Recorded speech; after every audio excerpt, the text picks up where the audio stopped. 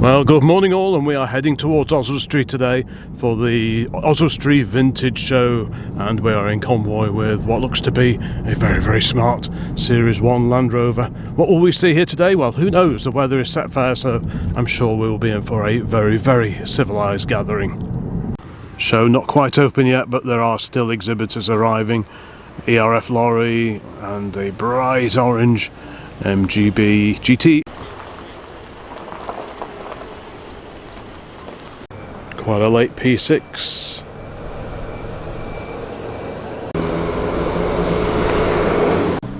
Pretty magnificent vintage Rolls Royce. Probably a 20.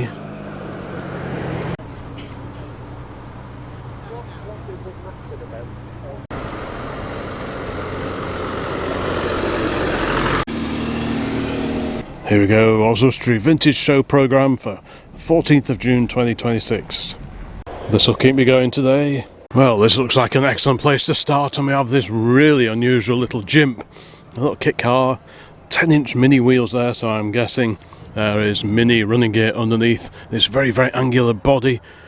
Reminds me a little bit of a Moke or the Scamp. That was another car that was based on mini running gear. This one NCA, so that's North Wales registration. And Wales is very, very close by. It's kind of just a short distance over that way. We are right on the westernmost edge of Shropshire here today, just outside of OSWESTRY here at the agricultural showground. Don't think I've ever seen this Jimp before. Pretty neat little car, slidey door windows, just like the old Minis. Pretty interesting little thing. We saw this one bombing in just a short while ago, a little pickup truck. Very, very angular, but at least that way it's very, very easy to repair as well. Alongside that, we have Escort Mark II, the Escort 1.3 gear with added spoiler, and intriguingly, it's got a little Ford badge set into the spoiler. I don't know if the camera actually picked that up, but yeah, nice to see that one. RS alley wheels are a later fitment. It's got a Zybart sticker here, so bit of period anti-corrosion treatment has gone on with this one, which is probably why it's still here today. Got the old stop lock on the steering wheel there just to stop someone pilfering it. Right, here we go. Escort 1300 gear, 1979 with a fourth owner from new. Done almost 110,000 mile and fitted with optional RS spec parts. There we go. So yeah, it is a super, super clean and tidy example of the poshest of all the Ford Escort Mark IIs, and as you can see here, parked up on the banking in the corner of the car display area. Very effective handbrake on it as well. Right, and we stay with classic Fords, and we've got the Ford Cortina Mark II. Alongside this, a two-door saloon on the Rustyle wheels. And DAB 696B, so the B at the end of the registration tells us that this one was registered in 1964. Got a pair of Y-Pack lamps on the front as well. So what does it say here? It's a 1500 GT. That's probably quite a rare variant actually. 1967 it says. Okay. Early Cortina Mark II GT, owned for 33 years, all original panels apart from two new front wings. Wow. That really is in excellent condition. And there's the GT, the all-important GT badge. You don't see too many Mark II Cortina GTs around. Yeah, interesting that it's on a 64 registration. And tow bar as well. So maybe the odd classic caravanning holiday is also something that's entertained with this rare two-door GT. Who knows? Talking of camping, there are some classic caravans just over the way there I can see, so we'll have a look round there a little bit later, but we'll save that excitement for later in the video. Very, very well equipped dash, all the extra gauges, hope you can see that. Looks like a 1600E type of steering wheel. It's made by Styler, S-T-Y-L-A, so that's a jolly smart aftermarket steering wheel.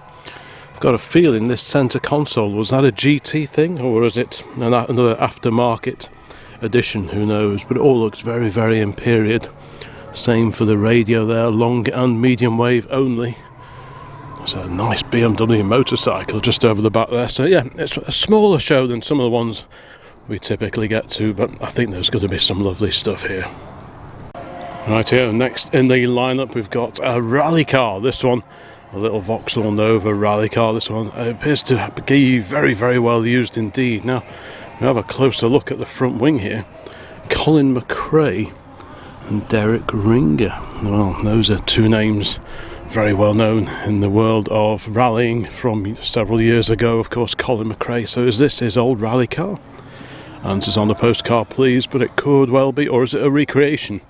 I really do not know, but the fact that those names are on there makes me think that's probably genuine, in which case that is a pretty historic little car, long before he piloted the famous blue Subarus, the ProDrive prepared cars. Yeah, so if that really is Colin McRae's old rally car, well, what a historic little machine this would be. On a B plate, so what's that, 84, 1985 possibly. That's pretty neat to see that here today. Lombard RAC Rally. Well, looks to be pretty pucker and correct. So yeah, let's go with that being the real deal. And yeah, quite a historic little rally car in that case. Great to see that one here today. Not Suzuki, one of the SJ410, I think, isn't it? Yep. SJ413, rescued from a barn in early 2025 by YouTuber Fab. That's a new one on me, but yeah, these YouTuber types get all over the place, don't they? Yeah, quite a neat little car, that one. Suzuki Samurai. Got a Focus RS alongside, representing later sort of modern classics, I guess. And we're back to Escort Mark IIs again, a four-door Ford Escort Mark II. This one looks like it gets used for a bit of mild competition use perhaps, judging by the many extra lamps on the front, quick release bonnet pins there so you can whiz the bonnet off speedily between stages, bucket seats in the front, all the bits and bobs, still got seats in the back, nice period spoiler again. Like I say, where we are, we're close to the Welsh border, so I'm hoping we're going to see quite a few cars we haven't actually stumbled across before. We're slightly off our usual patch here. I'm here with Mrs. OCC today. Harley's off doing something else today, can't remember quite what. RS2000 here, this time the Mark I Ford Escort, and again, looks like it might get used for a bit of clubby rallying, judging by the hefty safety devices roll cage in the back. Lots of auxiliary switchgear in the centre console and easy to access fuses as well. So yeah, I'm guessing this one gets used as intended. Love the little RS2000 with 4 huge Sibi lamps on the front. So yeah, Mark I, the Mark II alongside there. And we have a slice of Triumph action here now with the Triumph Herald 1360 here in convertible form. So this has got the 1296cc little engine in it, which is a derivative of that first introduced in the Standard 8 many years before in 803cc guise. So this one, 1968, totally rebuilt in 1985 and has been on the road and used ever since. Wowzers. So that restoration has certainly stood up well 40 plus years ago now, and it's still looking that sharp. I mean, that is pretty incredible, because even when these were new, after just a few years they were starting to look pretty ratty in many cases. Yeah, quite a handy little car, 4-seater as well, so a perfect family 4-seater convertible, quite economical, drive really well these two. As you'll know, we had a Triumph Herald ourselves until not that long ago, so it's nice to see one of these here today. And ooh, what's this? Super lost in this, the A55 Cambridge, retrospectively the Mark I. This is also on a CA registration, so that is North Wales again, sort of somewhere over Llandudno way, that kind of neck of the woods. I used to have a pickup truck which was NCA 129. That was from about 1955, 1956, and this is that sort of ballpark as well. This one looks to be in really great condition. So this was a sort of an evolution of the A40 and the A50 Cambridges that came before. Quite a nice little car, to be honest. You always have to look for rot. On the top here there's a ledge that runs along here just below the top edge of the back wings, and they are very, very prone to rotting around there, so that's always somewhere to look if you're planning on buying one of these. I love the shape of the tail lights as well. Nodding dog on the back, and those little triangular stickers that used to be so popular in cars back in the 1950s. You'd buy one of those whenever you visited a seaside, for example, or other attraction. This one, steel sun visor on it as well, for all those sunny days we dream about having here in the UK. Today's not too bad, but it is quite breezy and just a little bit chilly. Yeah, what a lovely looking car. I really like these actually. They'd be a very, very usable, regular user, I reckon. B-series engine under the bonnet, so loads of bits around for them. Quite stylish. Sometimes you see two-tone cars. Got a few period bits and bobs on the back seat there. Nice little wicker basket for your picnic. Little radio as well. I'm not seeing one of those. It looks a bit like the Bush, but kind of different. Neat indeed. Painted metal dash in these as well. Nice spy period radio just in the centre of the dash as well. I wonder if we can just see that. There we go. So that's pretty cool. Nice proper period wireless. You don't see very many of these around now at all. There are quite a lot of Farinas at Tatton Park last weekend when I was over there, but these pre-Farina Austin Cambridges, not so much. You don't tend to see these around quite as much now. Sometimes you probably see more of the vans actually that shared this front end. Yeah, that is pretty cool to see. Alongside that, I've got a feeling this is the car we stumble across on a fairly regular basis. Lovely fixed head Lotus Elan. Pause the video if you want to read the history on this one.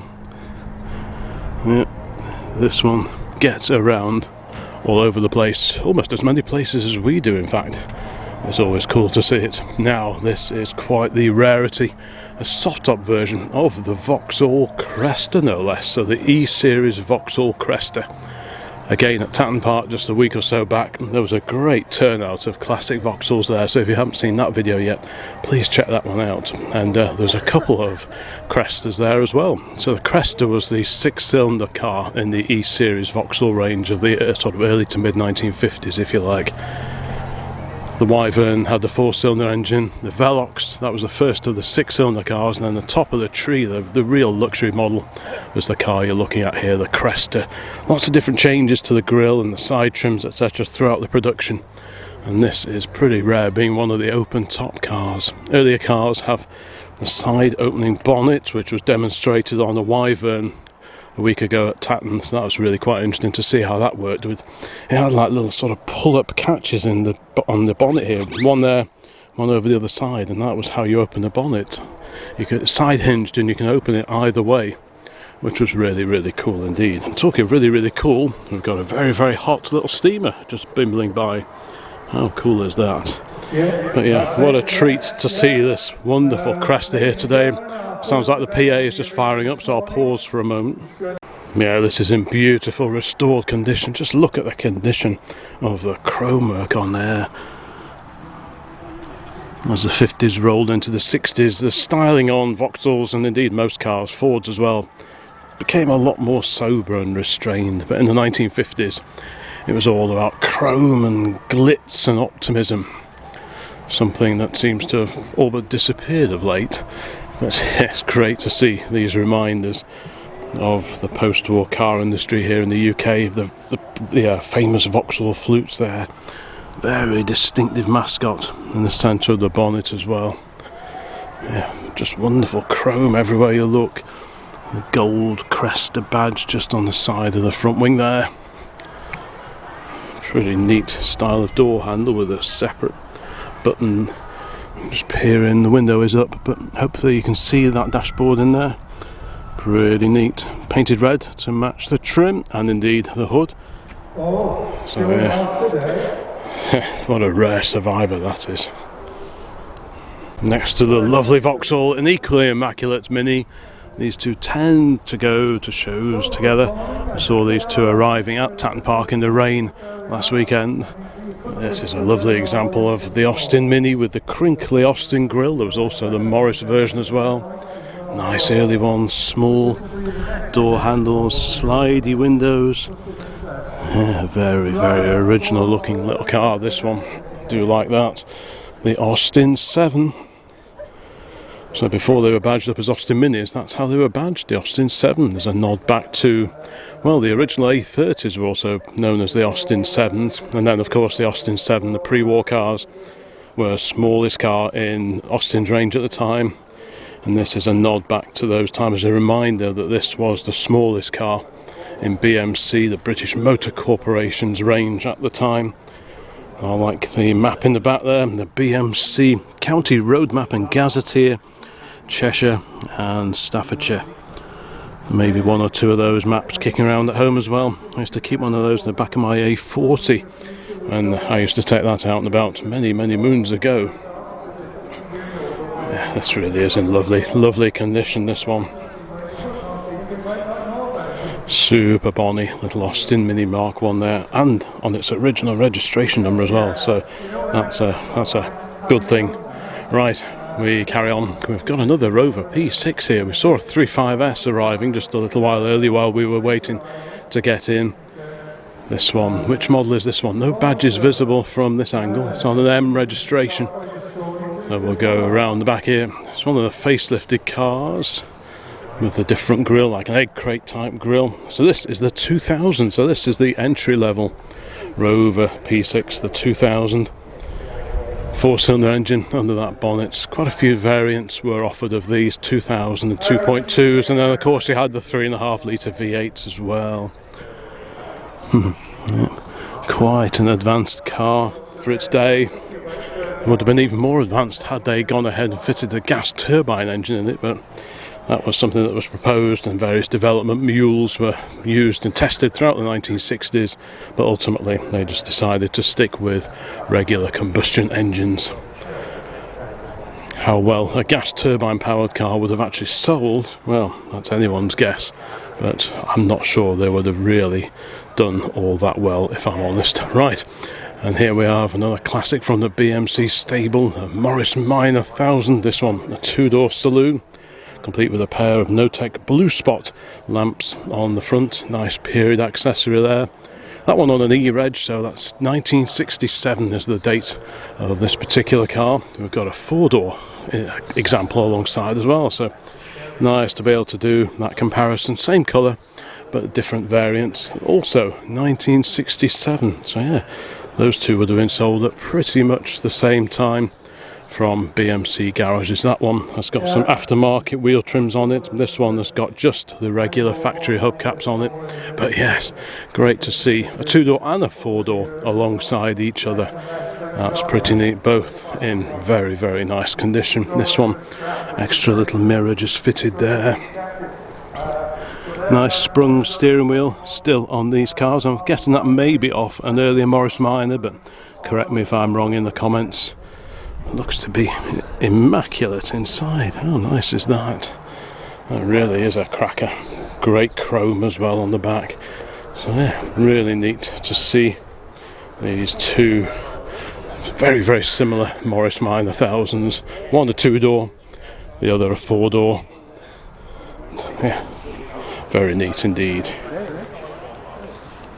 The last new car to be powered by Jaguar's famous XK engine, which can date its way back to 1948, and the XK120 is this, the Daimler DS420, which was based loosely on the platform of the old Mark 10 and 420G Jaguars of the 1960s. But these soldiered on for many years and were popular as wedding cars for a long time. In fact, we just did see one only a week or two back in wedding car use, so they are still out there. Huge car.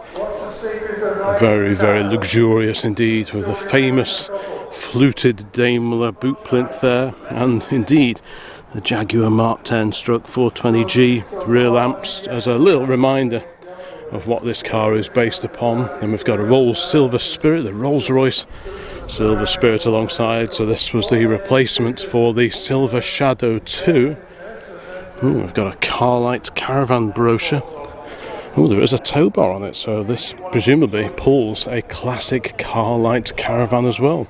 Got some Rolls-Royce overalls there as well. So this would have been built at the time when Rolls-Royce was still based at Crewe at Pims Lane. Anything significant about this? It's got a non-dating private registration number on this one. Got some period badging here. Well, I say period, this is much earlier. The British Caravanners Club. I've got one of these badges back at base. A lovely caravan there. So that's probably from the 1940s, 1950s. The RAF Association badge. The Carlight Owners Club badge. Well, that's nice. Yeah, it'd be great to see this with a period caravan on the back of it. Right, we carry on. We have super little Triumph here, the little Triumph 1500. So this shares its engine with the Triumph Spitfire, the last of the Spitfires, the 1500. And we've got a Unipart security system on this one, so no pilfering anything from this one. But yeah, pretty neat manual box, very wraparound dash in these as well. Good quality little cars these were. This the 1500, and of course there was the Dolomite as well in various guises. Again CA, so again a Welsh registered car. Quite a few Welsh registered classic cars here in this particular lineup already. And then look at this Minter over here, a very, very late example of the Morris Minor Traveller, and what a belter that is. All new wood on it, fully restored. And, wow, it really is in immaculate condition. Let's have a quick look in the window. It's quite handy, this is, having these info sheets in the window. Acquired in 2000, been to lots of national rallies and other smaller shows, etc. 1971, so yeah, quite a late example of the famous Morris Minor Traveller, and that really is a belter of an example. Yeah, on the J plate. So one of the very, very last 1971. I think that was that the last year for Morris Minors? I think it probably was. Yeah, a real mix of classic cars, and we have got some pre-war cars parked up nearby, so we'll see them shortly. And alongside the Moggy Traveller, we've got a fairly early Volvo P1800S. When Volvo first came out with these, they actually subcontracted out the production of this swoopy, rakish body shell to Jensen Motors here in the UK. And this is a Jensen bodied car, and then the body would be shipped to Sweden for final assembly. You can tell that because it's got the so-called cow horn shape of front bumpers on it. That's a sign. This is a 66 car, but those bumpers are a sign that we're looking at a Jensen bodied car here. Later cars, I don't think the quality was really up to snuff in terms of in Volvo's eyes, so they brought in production of the bodies in-house after a while. But this is one of the early cow horn bumper cars, earlier badging on it as well, and that is a very, very stylish badge indeed. Very groovy steering wheel as well, amazing looking car. You'd never guess this was a Volvo really if you took the badges off. Of course, made famous by the Saint TV series in the 1960s with Roger Moore. Hence the 007 reference there. Yeah. Good to see a fairly early example of the P1800S here today. And alongside that we've got MGTF, so one of the last of the T-series MG midgets, this one from 1953. And eventually this will give way to the MGA, the all-new MGA in MG dealerships in the mid-1950s. But yeah, this one can trace its lineage right back to the 1930s. Okay, we carry on. We have the Morgan here, famous car, still in production. Built down at Malvern in Worcestershire. Many, many badges on the front. I think I've yet to see a Morgan without at least some enamel badges on the front. So yeah, nice to see that one here today. And the weather is improving, so perfect for a bit of roof down motoring. And alongside that we've got the Clan Clover. This is a pretty wild looking car with rear or mid-mounted engine, Alfa Romeo engine in these. So that is a real rarity, that one. Nice to see that one here today. Black box fitted on the little mobility scooter here. And oh, now this is nice, an MG Magnet. I've said before, I do really like MG Magnets. I think this is a ZB, I think, because the ZA has a slightly different trim down the side of the front wing, but still B-series powered, twin carburetors. This was a sporting saloon of the mid to late 1950s. And lovely looking car, shared much of its body shape with the Wolseley 444 and indeed the larger Wolseley 690s, etc. This was a Gerald Palmer design originally, and yeah, a very, very handsome car it is too. Loads of wood on the dash, leather seating inside, all very agreeable, and this befits a sporting car, quite a few gauges and quite a few nods to the MG Octagon inside, especially the shape of the top of the dash, as you can hopefully see there. But yeah, this black example looks really, really tasty, really sets off the chroma treat. Next to the MG Magnet, got a Volvo for sale, £1,650. So what is this? This is an S80 Executive from 2001, purchased in Valencia in Spain. So but it is right-hand drive. Drove 1,600 miles home, 90,000 miles from new. But yeah, right-hand drive. Fancy that. Okay, another Rolls-Royce Silver Spirit. Unless it's one of the longer wheelbase cars like the Wraith, but I think this is the Spirit. Blacked out windows in the back for a bit of extra privacy perhaps. Yeah, it's a Spirit 2, and over here have very nice little notchback Ford Mustang from sort of early 67, mid 68, left-hand drivers, I think they all are. We've even got FOMO Co. Ford Motor Company seatbelts in this one. You can just see those there. Nice to be able to see that little label through the window. This one, Auto Box. Some of these had the 289 V8, some of them were 6-cylinder. This one has got the 289 in it.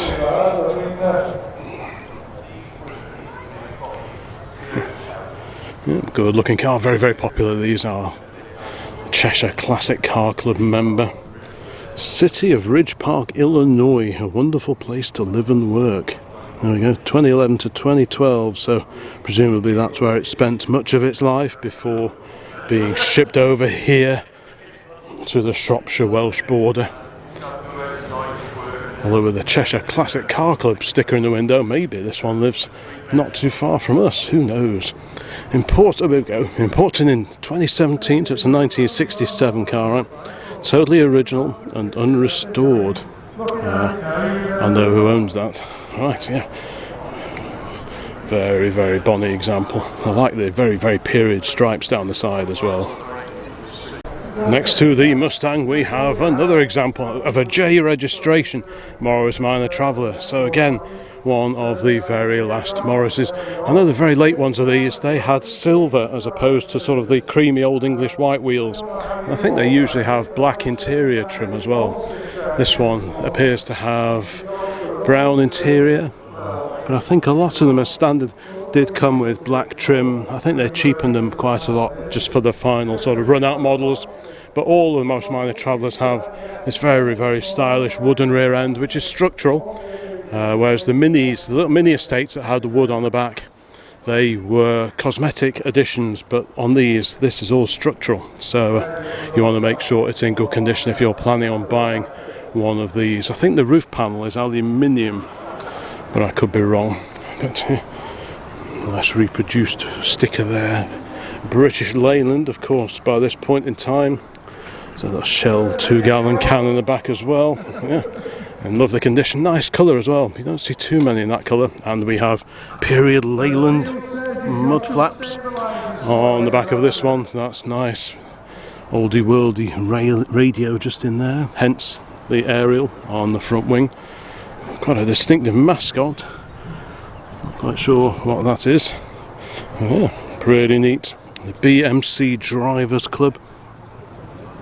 The BMC Drivers Club, that was an organisation for owner-operators of BMC commercial vehicles back in the 1950s and the 1960s.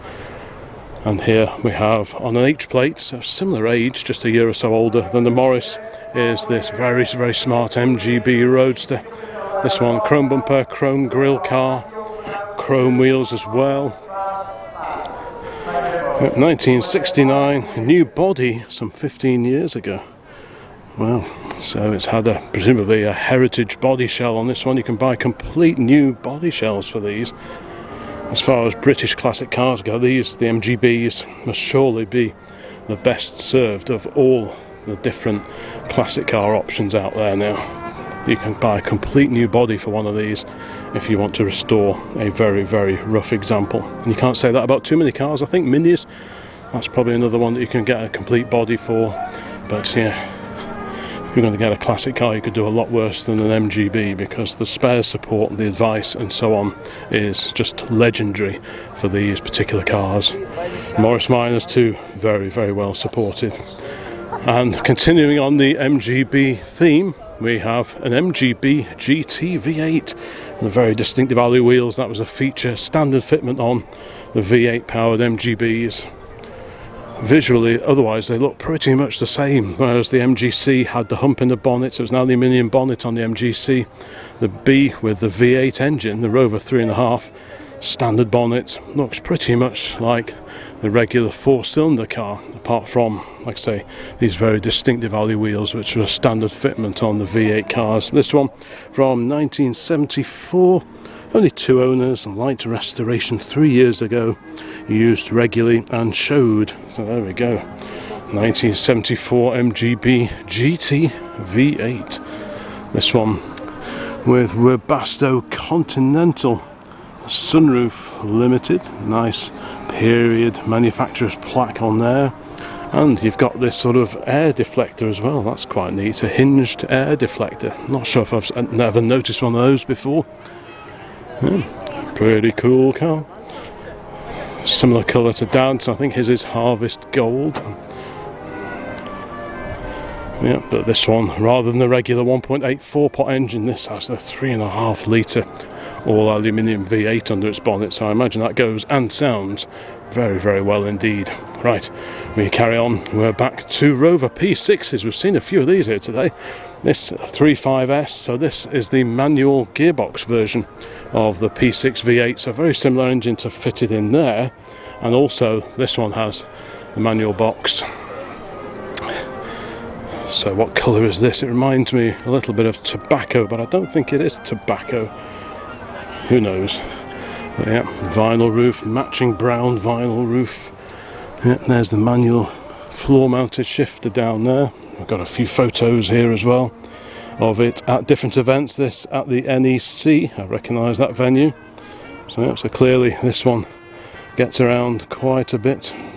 Lightly restored 7 years ago, apparently. And this from the same neck of the woods, I think, as the MGB alongside. As you can see, it's had quite the restoration. These cars come apart completely. You can unbolt the roof, the rear roof panels, the back wings, doors, front wings. So yeah, quite an interesting car. Very, I guess I said before, these were quite an advanced car really for the time.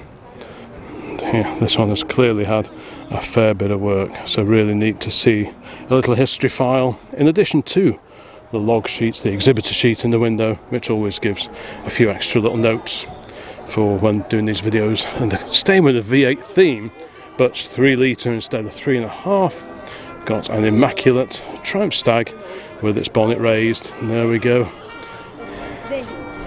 Now we have a look under here, because I just noticed, continuing the Rover V8 theme, we've got the MGB, got the Rover P6, and this is one of quite a few Triumph Stags that over the years the original 3 litre V8 engine was removed and replaced by the 3.5 Rover V8, Triumph's own engine, which was only ever fitted to the Stag. The 3 litre engine was not the paragon of reliability that perhaps the company needed back in the 1970s, and in the 1980s into the 1990s it was pretty common to see these advertised with Rover engine transplants. Quite a few of those cars have been converted back to Triumph power now that sort of 50 years on people have got a handle on how to make the Triumph engine reliable. So it's actually kind of interesting to see one that still has the Rover engine substituted under the bonnet in preference to the Triumph unit, and I can well see why people did the conversion. Not only was this a bigger engine, it was a whole lot more reliable by all accounts. Yeah, so neat to see this one here today.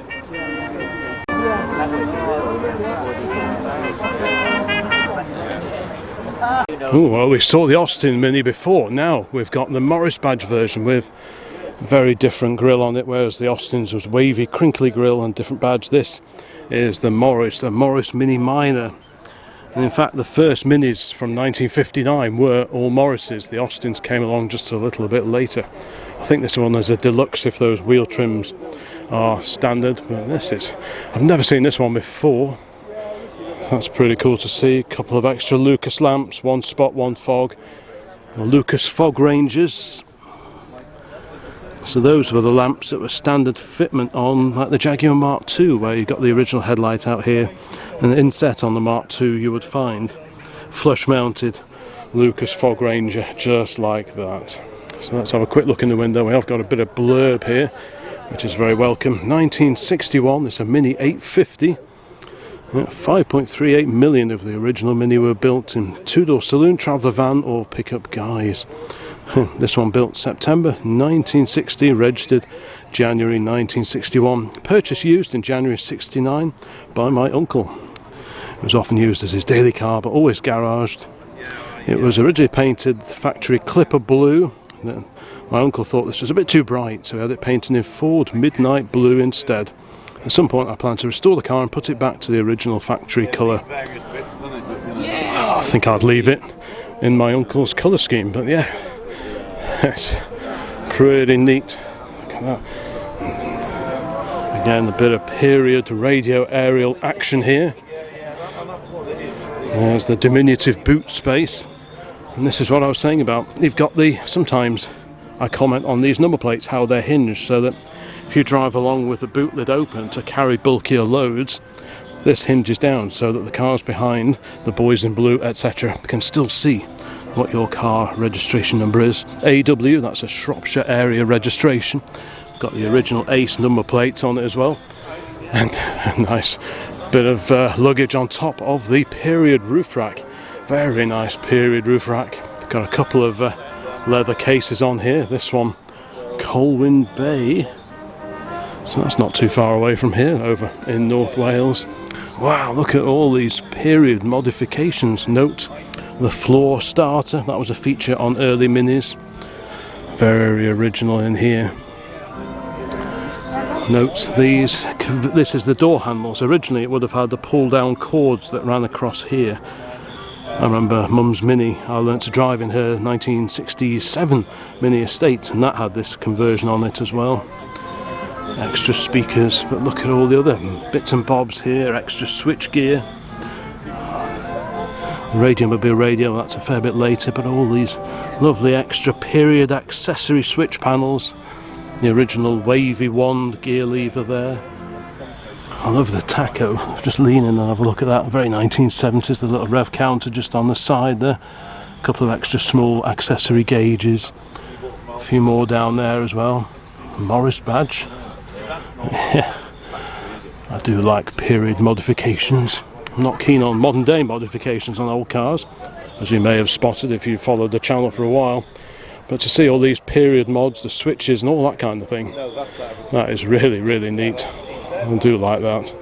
Proper sort of time warp job, just as a car of this age would have looked maybe in the early 1970s. And if you buy magazines, car magazines from sort of late 60s, early 70s, there's usually a section in there where readers can send in photographs of their modified cars. Modified dashboards in particular on Minis were very, very popular because the original equipment was fairly modest to say the least. So when you look at these magazine articles, you see all these sort of enterprising owners fitting full width dashboards and loads of switches and gauges. And to see this one with all these period mods is actually really, really neat indeed. And displayed next to that super little Mini Mk1, we have the Renault 4. This one on a private registration peg 767, so that would have originally been fitted to a much older car. Quite a few display items here. Renault 4 French related things. Baguette, a bit of camembert down there as well. So this one dates to 1986, full body off restoration in 2011. owned by me since 2025. And again, very, very snazzy roof rack. I wonder if this is a proper Renault roof rack with the little diamond on there. Certainly very, very in keeping. Ooh, let's go around the back because I spy lots of Renaults in miniature here. Look at this. Wow. Lots of classic toy Renaults on the rear parcel shelf, and look at that shell garage. I like that. A few little Renault 4 vans, or fourgonnettes as they would have been called originally. Car transporter too. Yeah. Many, many Renaults here on display in the back of this great little Renault 4. Here's a bit of the history here. This is a 1986 UK spec right-hand drive car, first registered 26th of July 1986. Next in the lineup of classic cars, another Triumph 1500. This one is very, very original indeed, very original paint. The Mid Wales Classic Vehicle Club badge on the front. This one for sale, 3,250. There you go, if you wish to add a Triumph 1500 from 1972 to your collection. One that looks to be very, very original. There you go, I remember seeing this one a few years ago at the WEM Vehicles of Interest show. So it's clearly been on the classic car scene for a little while. Yeah, very, very original brown paint on this one. And next to that we've got a Singer Vogue, the Roots Group Singer Vogue. So this was the snazzy upmarket version, I suppose you'd say, of the Hillman Super Minx. That's what the Vogue was based upon, and you can see the family resemblance. Different front end, but the body, that's pure Hillman Super Minx. This is a fairly late example. It's a 65 car, this one, with the square, boxier roofline when compared to the earlier cars. And of course there was the Humber Scepter as well, which was a very, very similar idea, again based on the Super Minx. But the Singer Vogue, this was quite an upmarket sporting saloon, I guess, for the Roots Group range. I think 1725cc, the Roots Group engine of the era, also used in the Sunbeam Alpine cars like that. This one, well, the owner of this one is hedging their bets with both RAC and AA breakdown recovery options. Extra pair of Lucas lamps there, a little spot and a fog lamp just on the side there. Two-tone green. So this one was bought in 2018, stripped and resprayed bottom half and rebuilt. This one lives in Welshpool. Got a few period bits and bobs, including a Bush radio just on the back seat there. That's kind of cool. We go around here, and we've also got the members handbook, the AA handbook for 64 to 1965. Yeah, neat to see one of these. You don't see all that many of these around now, but I think they're very distinctive, quite a handsome looking car. Yeah. Nice to see a bit of Roots Group action here. We've seen quite a lot of BMC and Ford products, and indeed several Triumphs, but this is the first Singer of the day so far. But will it be the last? Who knows? Now we go over to air-cooled VW here, and we've got an example of the Type 3. So this was Volkswagen's Type 3 of the early 1970s. This, the estate car version, is often referred to as the square back because it's kind of square at the back. And just like the Beetle, on which it was loosely based, rear engine, hence all these cooling louvers set in to the rear wing there, and the engine hidden away under the back there. Yep, this the variant. There's quite a high load bay, load floor in the back because of the engine being mounted where it is. Just have a quick peer in through there. Oh, very jolly example in bright orange. And I imagine pretty practical, slightly compromised by the higher boot floor to accommodate the engine underneath it, but yeah, pretty handy machine. That would look good with a period roof rack on it, I think.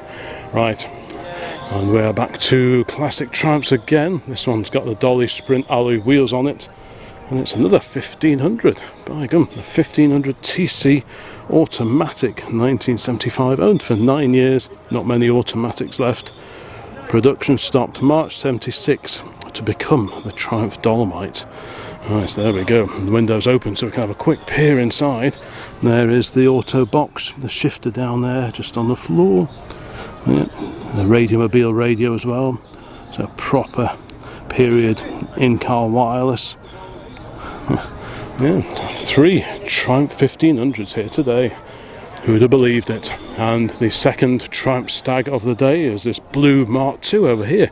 Mark II, because not only with the R registration, but alloy wheels and the sort of the stainless sill covers. That was standard fitment on the Mark II Stag. This one very bonny, soft top folded down.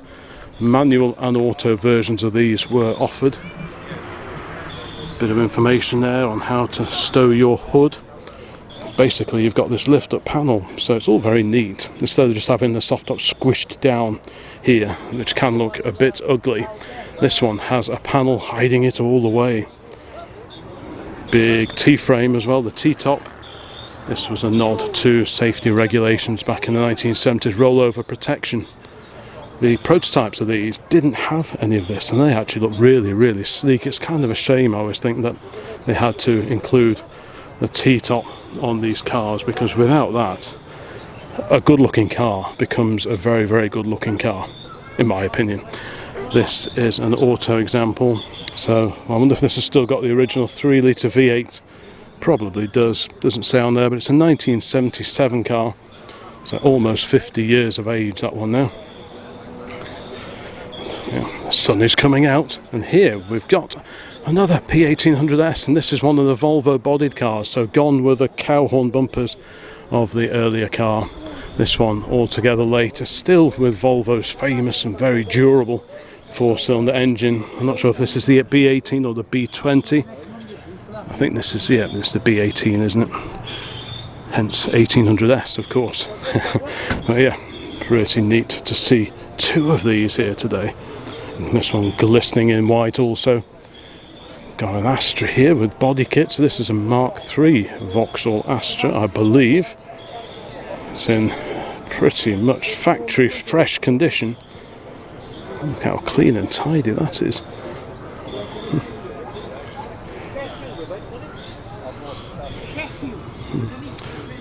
Clearly does very, very well in the show and shine Vauxhall events.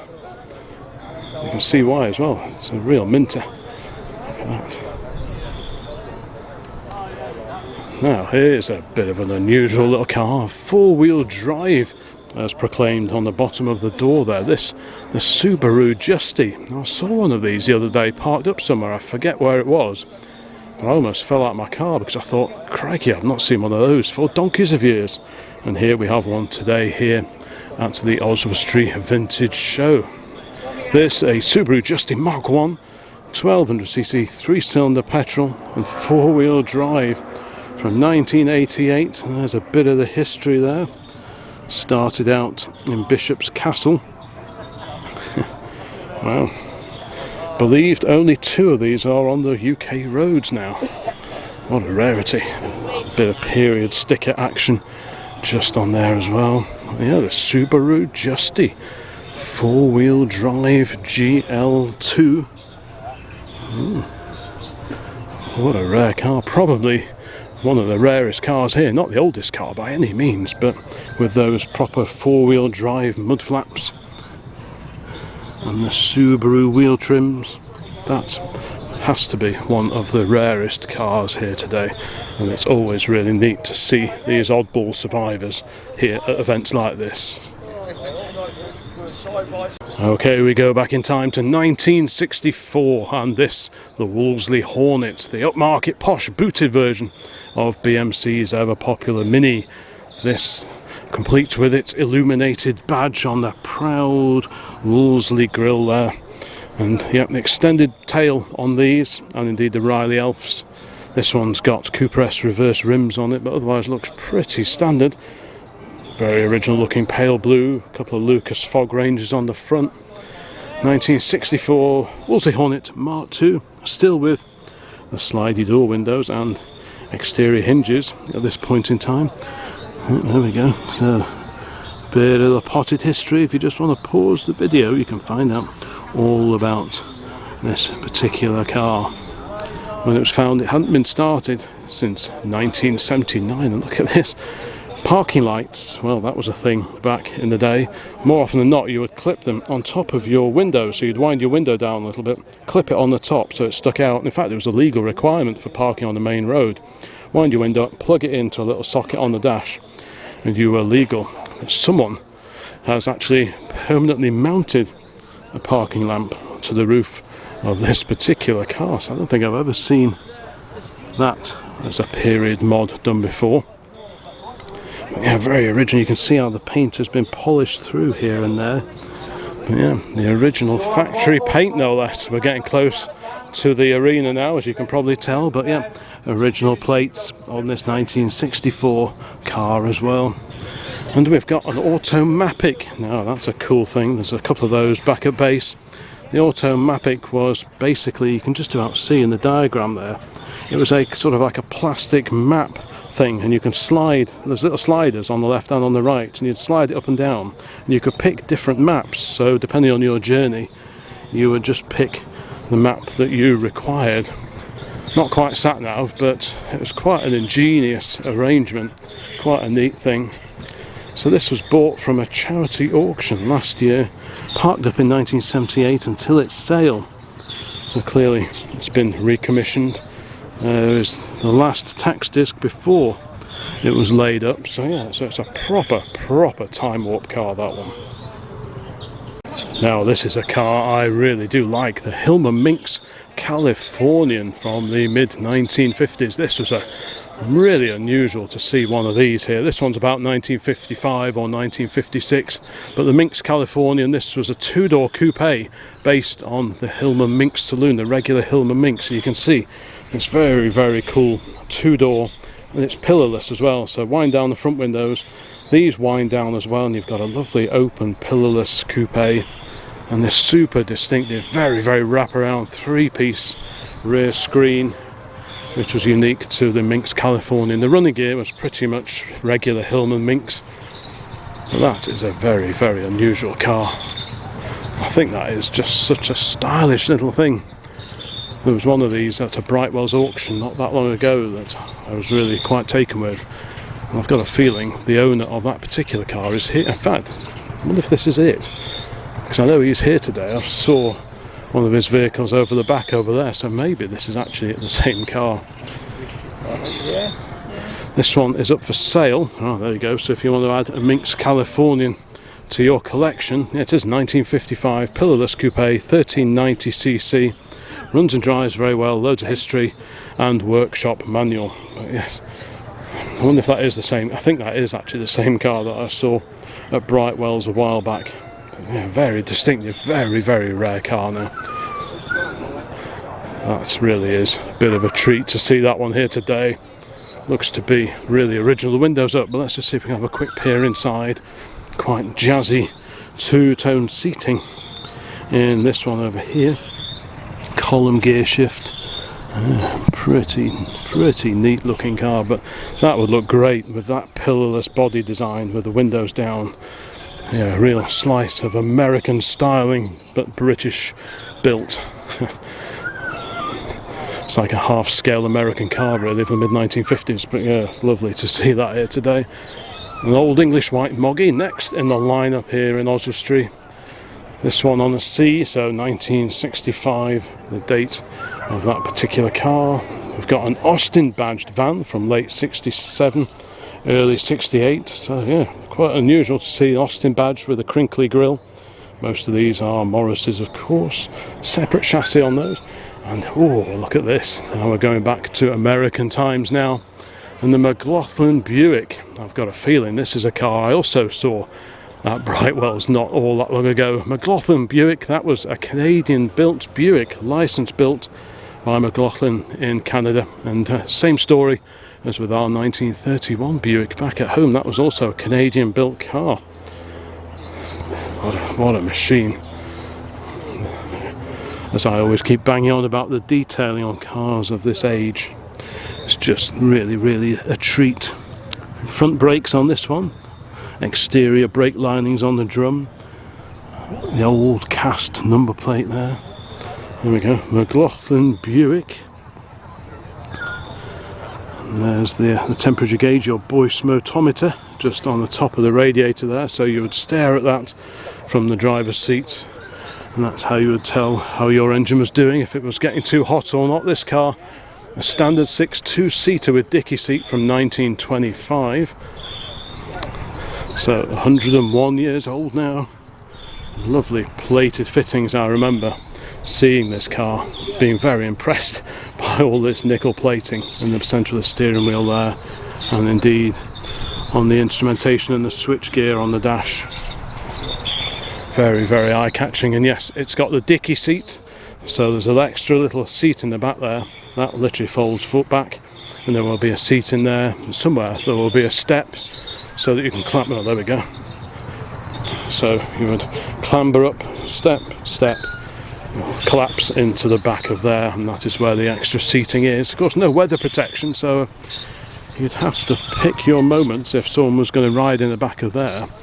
And, yeah, sometimes called them mother-in-law seats. In America they were called rumble seats. We tended to call them dicky seats. And, yeah, very cool thing indeed. I remember thinking, that would look nice in the garage back at home, but fortunately I didn't have a go for it. Wooden wheels, very similar to those on our 24 Dodge that we used to have just a little while ago. So this has got a 3.1 straight 6 overhead valve engine producing 50 brake horsepower. This car was imported from Canada from new. Wow, Canadian made, avoided import duties. Lovely. Seating in really great condition as well. Yeah, what a fantastic machine. So just like a generation before our old Buick, which is tucked away back at base. We had that out just the other evening, in fact. Yeah, pretty cool to see another McLaughlin Buick out and about here in the UK. And yeah, we've got quite the gaggle of earlier cars now. Alongside the Buick we have this super little Austin 7 box saloon. There's a bit of a demonstration going on just over the way there, and I think there's going to be a dog demo before too long. But yeah, look at this super little Austin 7. What is the date on this one, I wonder? So many different variations of the Austin 7 were produced. They first came out in 1922. They've all got the 747cc, the side valve 4-cylinder engine. Some of them had quite long doors, like you see on this one. Sometimes the rear edge of the door is in line with the forward edge of the back arch. Thanks so much, thank you. Round of applause, yeah. Thank you. Pretty neat little car, motoring for the masses. Okay, Luke and Kelly, are we ready for the sheepdog display? There, just opening up the pen, because we're hoping that to close the show this morning, we'll get Nell to put them back in the trailer for us. They'll get going just now. Alright, let's carry on along the line here, just after the Austin 7. Avon sidecar triple duty tyres.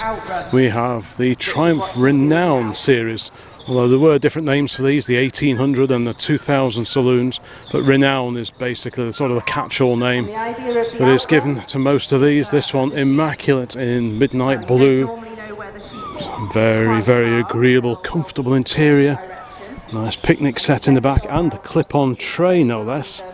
Nice period accessory, probably 1950s the accessory. The car itself, well, that'll be sort of late 40s, very early 1950s at the latest. Column shifter, razor edge styling. So this was the big brother to the Triumph Mayflower. It's also sold alongside the Bergerac spec, the TV series car, the 1800 Roadster. Yeah, quite a lovely car, these. Very thin on the ground now. Great set of lamps and badges on the front of this particular car. Yeah, what a handsome machine that is. So it almost looks pre-war, but this is definitely post-war. But it's from that sort of era where pre-war designs and thinking were sort of freshened up a little bit for the post-war market before the new post-war cars came on stream. So yeah, probably late 1940s at I guess this particular car. could be early 50s. Original registration as well, TTD 349. So that's its registration number, presumably that it's worn since new, and that is why it's so important that cars keep their original registration numbers. And yeah, what a treat to see that one. And alongside it's a little Morris 8 Tourer. So this is the Morris 8 Series 1. So the Series 1, they have the spoked wheels and the chrome radiator surround. There was the Series 2 that came out afterwards, which they didn't make for very long. They had the painted rad surround and solid disc, sort of easy clean wheels, as they were called back in the day. There were 2 and 4 seater versions of the Tourer offered. You could also get a van and the 2 or 4 door saloon. So quite a few varieties of the old Morris 8 were offered. This one from 1936. Super little car. This was the replacement for the pre-war Morris Minor, just a little bit bigger than the pre-war Minor. A car that has featured on our driveway on and off over the years. We've had pre-war Minors ourselves. We did also have a Morris 8 Series 1 a few years back. There are still some videos elsewhere on the channel if you do a search of a very, very original Morris 8 Saloon, Series 1 Saloon that we had. But this is the open top Tourer, 918cc engine in that one, little side valve units. That was carried on through the Series 2, the Series E, and into the early post-war Morris Minors. Very bonny little car, and just ideal for a little trundle on a Sunday like today. Alongside that we have a little Wolseley Saloon. Now this could either be the Hornet, which was a 6-cylinder car, or the Wasp, which was the 4-pot. Let's see if we can see in the window what this one... Oh, hang on. Right. This is the Hornet, so a 6-cylinder, small capacity 6-cylinder car. Not quite sure what size engine it is, but it isn't big. Probably 1500cc, that sort of ballpark. Quite cool cars. These sound lovely. I saw one driving into the Goresworth Classic Car Show, I think, a little bit earlier this year. There was quite a big turnout of Wolseley register cars there. One of these drove past and it sounded beautiful. I was talking about the easy clean wheels that were fitted onto the Series 2 versions of the Morris 8.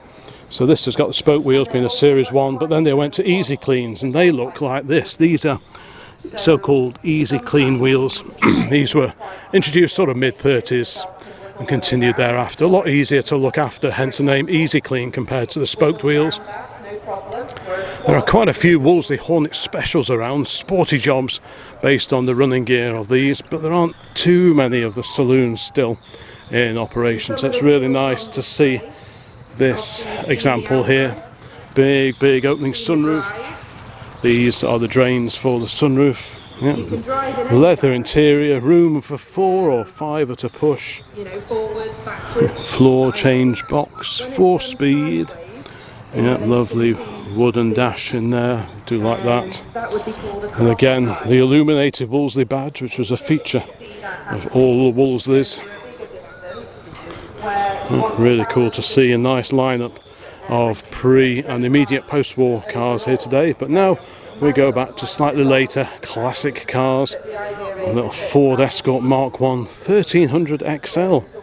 So you see quite a few Mexicos, RS2000s and rally cars and so on, but not so many of these. This is a 4-door car, the XL, so it's quite a posh one of the more upmarket versions, I suppose, of the Ford Escort Mark 1. And it's probably quite a lot rarer than the RS2000s, because obviously all the rally and the sporty versions get saved first, but the non-rally, non-sporty versions tend to get overlooked. So it's nice to see this one. A bit of history, unrestored, original and unmolested. This 1300cc XL, 65 brake horsepower, registered November 1974. A bit of the history there. And what's happening? There's a list of the options. With Luke and now.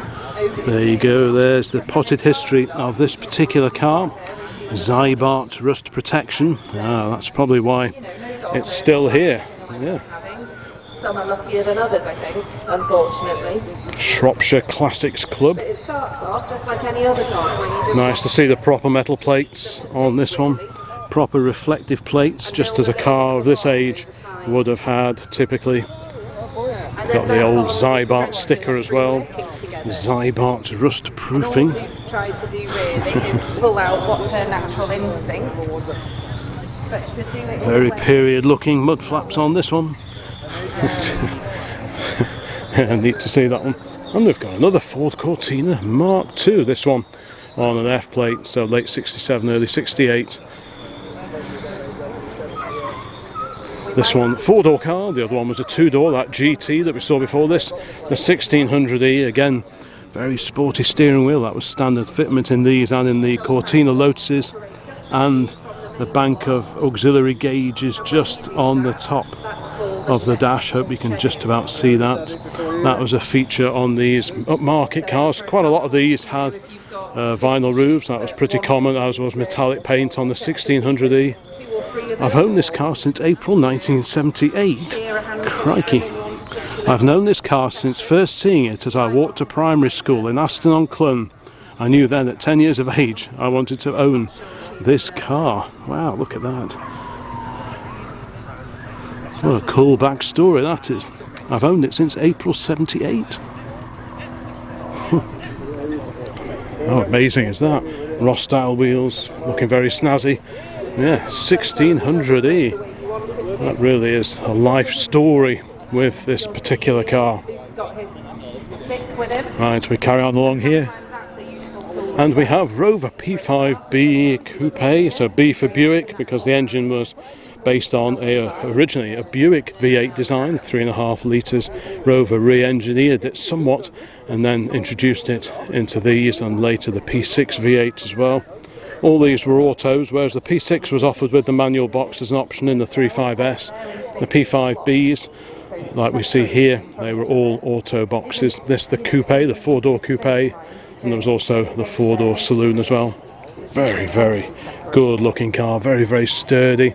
Slightly more upmarket inside compared to the regular saloons, a few extra gauges, individual rear seats as well. But yeah, real quality chunk of British car history there. I do like that. Of course, based on the earlier 3 litres, different grille compared to the 3 litres that came before. Look very, very similar, but they didn't have these extra fog lights down here, and the grille was different. They had the little enamel, black and coloured enamel badge in the centre of the grille in the 3 litre cars, but the P5Bs that came along had this style of grille on them, and the extra Lucas lamps were standard. Yeah, neat to see that. And staying with Rover, staying with blue Rovers, this time we've got a Rover 95 alongside from 1964. Notes the rear hinged back doors. That was a feature of all the P4s.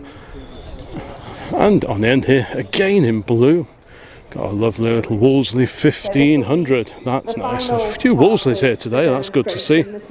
This one, the 1500, so the floor pan and running gear was very similar. Well, the floor pan and suspension was basically the Morris Minor. So you got rack and pinion steering, which makes these a very, very good steer, but this has the B series engine, whereas the Moggies only ever had the A series or the little side valve lumps way before. But yeah, these are really, really neat. There was also the Riley version, the Riley 1.5, which had the Riley grille and twin carburetors, a little bit more sporting, but whichever one you found yourself behind the wheel of, they were both really good driving cars. Dad had a Wolseley 1500, very similar to this, but in grey, a few years back, and that was a great thing to drive around in. That was really, really cool. This one in lovely condition, and the assortment of badges. Gordon Bennett, the Irish Classic Car Run. Where Danny Kettle, the section steward, will sort you out. And over here we have the middle row of the classic car display. This is a 2-day event. We are here on day 2 Sunday. I'm not quite sure what was here yesterday, but the weather was very similar. Brown example here of the Triumph Stag. Again, looks like a Mark II. And the little Mini Clubman Estate. That's a lovely little car, very, very practical as well. Looks like it's got the HL wheel trims. I think that was an HL thing, and the stripes down the side as well make me think that this is probably not a base spec model example. It's on a V plate, so about 79, maybe early 1980. Original Lucas lamps. Yeah, so right, 1979. Owned since 1997, used as a daily driver, then restored, put away until 2023, and then used again. 67,000 miles. from new. Look at that, we've even got a brochure in the back with a car of the same colour. Very plush in here. Floor change, 4-speed box. Very, very different interior compared to the earlier Minis that we were looking at before. Front end completely different as well on the Clubman. Much boxier, slightly squarer, meant to give better access to the engine. The little transverse A-series engine under the bonnet. Staying with Minis, got a somewhat earlier car here. I tell a lie, I was just looking at the wheels thinking it was an early one, but of course this is a later car altogether. It's on a K-Reg, but it's been sort of retrofied with the wheels and so on. The badging, the colour scheme, all very reminiscent of the earlier Minis, but yeah, actually probably one of the last actually. Not a lot of room to work on that. Yeah, very funky little Mini. They do look good together, those two. Here we have the MG-TD. So of course there was a TC before this and a TF afterwards. I'm not sure whatever happened to the TE. Was that ever a thing? But yeah, this is the TD. Independent suspension was introduced with these, and solid disc wheels. That was standard fitment on these particular cars, whereas the TC that came before, those all had wire wheels as standard. This is the TD though. Sold very, very well, especially in America. These were a great export job for the MG factory, and I imagine that most of the production did end up in North America. So popular were they, and quite a few of those cars have actually come back to the UK in more recent times. This is a 1950 car purchased in the 1960s by Dorothy Warburton and restored in the early 2020s. Also celebrating 50 years this year. Very bonny example, that one in immaculate condition. The links back to the pre-war MGs, the pre-war midgets, pretty clear to see. Just a bit bigger than the pre-war cars, of course. What an interesting lineup of cars. And we have, oh look, so we've got the Series 1 Morris 8 Tourer just over there, and here we've got a Series 2. If only I'd known this was parked here before, I could have pointed to these easy clean wheels on the Series 2. This is a 4-seat Morris 8 Series 2. Ooh, it's got a Mini Max fire extinguisher just over there. So that's an aftermarket fitting, but very, very imperial for a car like this. Pretty similar to the earlier car just over the way there. Same engine, same brakes, hydraulic brakes on these compared to the Morris Minor, which was all cables and twigs. And again, like I say, painted radiator surround. So whereas on the early car you actually see the honeycomb radiator mesh itself with the chrome surround, on this car the radiator itself is actually hidden away behind this cowling. So like with Austin, with the Rubies and the Austin Litchfield, they went to the painted radiator cowls to modernise their older cars. Morris did the same thing with their Morris 8s and 10s, 12s, and you can see here the painted surround of this, the Morris 8 Series 2, and these weren't produced for very long, and then the Series E came along, which stuck with the same basic mechanical formula but with a much swoopier, curvier, more modern body shape, which continued through the late 30s and indeed was reintroduced into production after the Second World War, until such time as the Morris Minor was ready to go on song in 1948. Ooh, we've got a Morris 8 for sale, this time a two-door saloon. There we go. There we go. So if you want, well, it says Series 1 two-door. The car looks like a Series 2 unless it's been upgraded. But anyway, it's a Morris 8. There's the details if you want to find out more about that one. Right. Okay, talking Morris Minor as well. Here we've got another post-war Minor. This one, open top car with the roof folded down. Looking really, really nice indeed. 4-seat Tourer. So just like the Triumph Herald we were looking at before, very practical choice for the family buyer wanting a classic car to carry their family around in, with the option of a bit of open top motoring. So if you want a 70s car where you could have a late Herald or indeed Triumph Stag perhaps. If you want something a bit more classic, then 50s, 60s, you could do a lot worse than one of these, or maybe if you can find one, a Super Minx convertible. There's not too many of those around. Ooh, it looks like we've got the motorbikes in the arena. Let's go and have a look.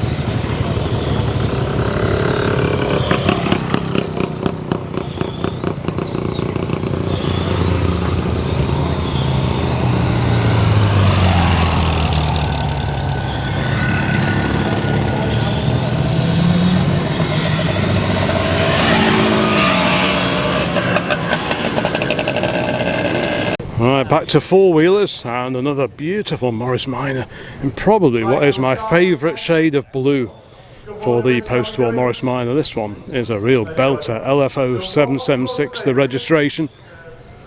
Got a couple of very smart Lucas lamps on the front, like a few period car accessories. This one with the clap hand wipers. And, yeah, you can see where the old pop-up semaphores would have been.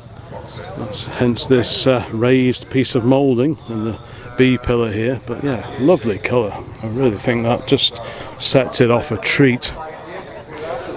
Indicators added to this particular car. And next to that, well, look at this, we've got another Buick. Fancy that. So just over the way there we've got the McLaughlin Buick, which is a Canadian licensed built car which was brought here new in 1925. And here, another vintage Buick. This is a car I have seen here before, but I've not been to this particular event for probably the thick end of 20 years. And wowzers, what a treat to see this one. Big, big, imposing American car here. Very, very similar instrumentation to the car over the way. Right-hand drive. Yeah, 1924. The date of this particular car. This has got the standard Buick badging on it, but yeah, right-hand drive. And again, very, very distinctive, the shape of the headlights around there. This one has got an additional, so a bit like a brush guard, I guess you call it. This was like an optional thing just to protect the honeycomb radiator itself, so any stones flying up would hopefully be caught by that rather than going through the radiator itself. That's a lovely car. 1924, the date of this one. Again, big spoked wooden wheels, brakes on the outside of the drums, 2-gallon can on the running board. What a beauty that is. Howard Motor Co Limited, motor car distributors of Brisbane. Right, so this one spent its early years, or probably most of its years, over in Australia. Just like our 24 Dodge that we used to have, that came from Australia where it spent most of its life. That was actually bodied in Australia using a kit of parts shipped from the Dodge factory, and that's probably a similar story with the Buick here. But yeah, this one 1924 and the Buick just opposite it 1925. But what a treat to see two very, very rare Buicks here today. And look at the beautiful wind deflectors with bevel edged glass. What a quality job that was. The Mini sandwiched between the Buick and this, an Opel Kadett. From a distance I assumed I was looking at a Mark 1 Vauxhall Astra, but no, this is the Opel Kadett badge version, which is pretty unusual because typically in this country we had Vauxhalls. Opel was more of a thing in the rest of Europe, but not so much here in the UK.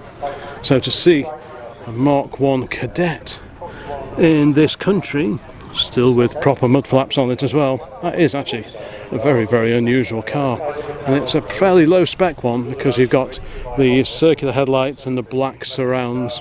More often than not you have lamps that fill the whole shape there. I'm not sure what shape you would call it, but you know what I mean. So that's actually quite a rare, pretty much base spec car, and yeah, unusual being the Opel. Two more just parked over the way.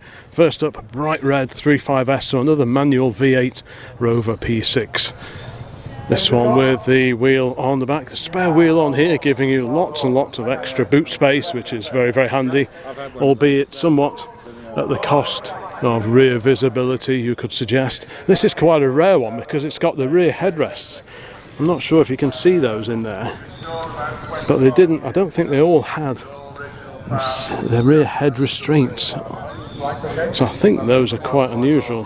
Probably can't really see them too clearly, but trust me, they are there. Bonnet is up, so yeah. Another installation for the famous Rover V8 engine. We've seen a few cars, including the BGT, the P6, the other one there, and indeed the Stag, which had the Rover 3.5 conversion. And here is the same engine fitted to the P6.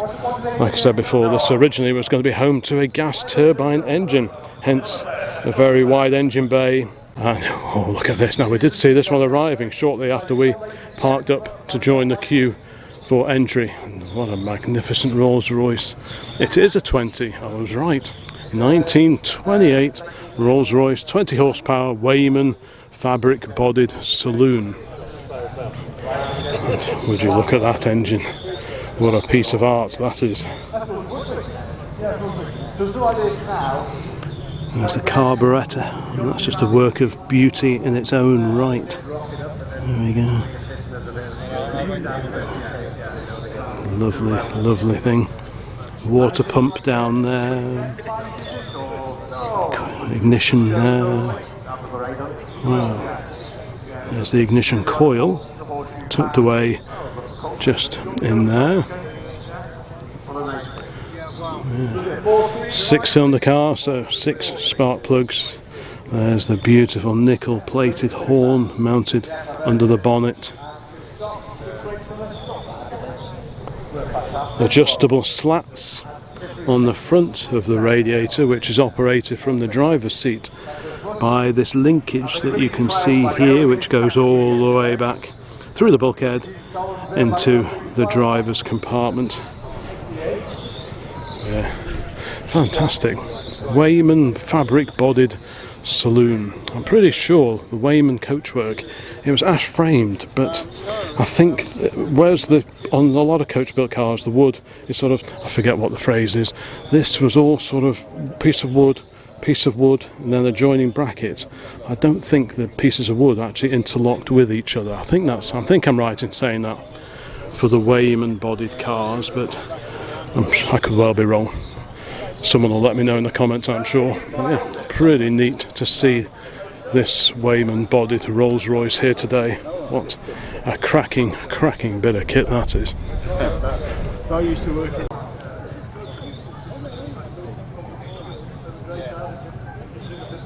Just heading back to the car for a butty. Volvo, 1964 Volvo Amazon.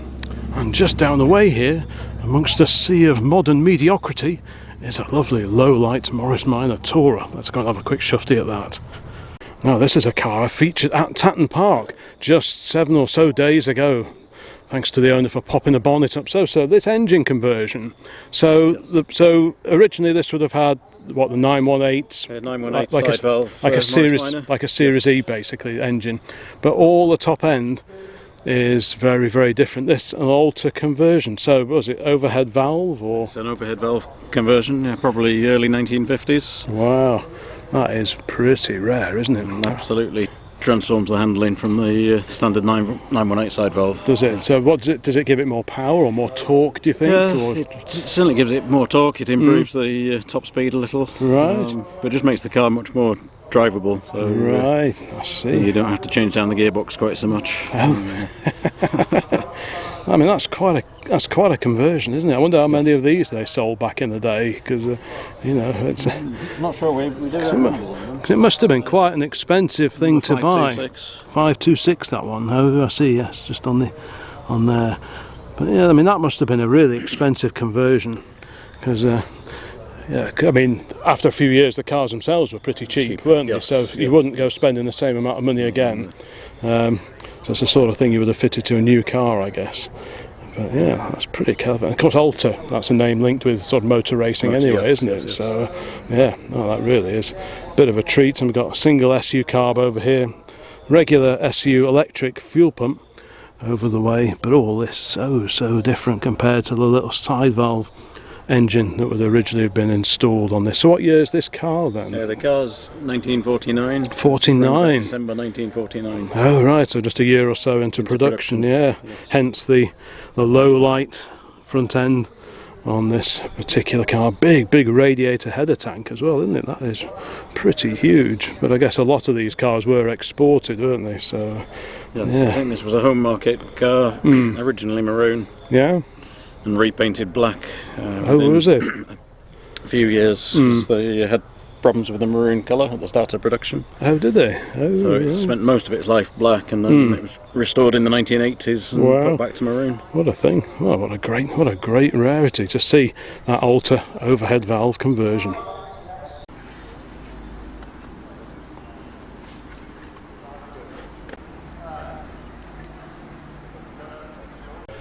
Also in the car park here, a coupe version, the SEC version of the 126 S-Class Merc.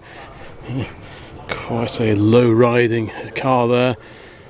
Different wheels, extra sort of bits bolted onto the sills. Yeah, late 1980s that one.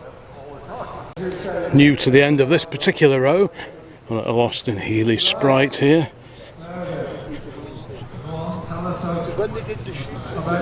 Very clean, well-registered example from 1964. Very late MGB Roadster, and the Escort on the end of the row. This area over here is given over to classic campers and motorhomes. There's a bit of a display of 2-gallon petrol cans over there, and indeed many examples of Monsieur Bibendum, the Michelin man. There's Mr. Drip, the Esso man over there. Not sure what they're doing, but yeah, look at this gaggle here of pretty rare 2-gallon petrol cans. Petrol cans from £25 each. Quite a few rarities. So Shell Motor Spirit, even the Pratt's ones, they're reasonably easy to find. Same for National Benzol. Somewhat rarer. Glyco, I think that's painted on. Originally it would be embossed into the can itself.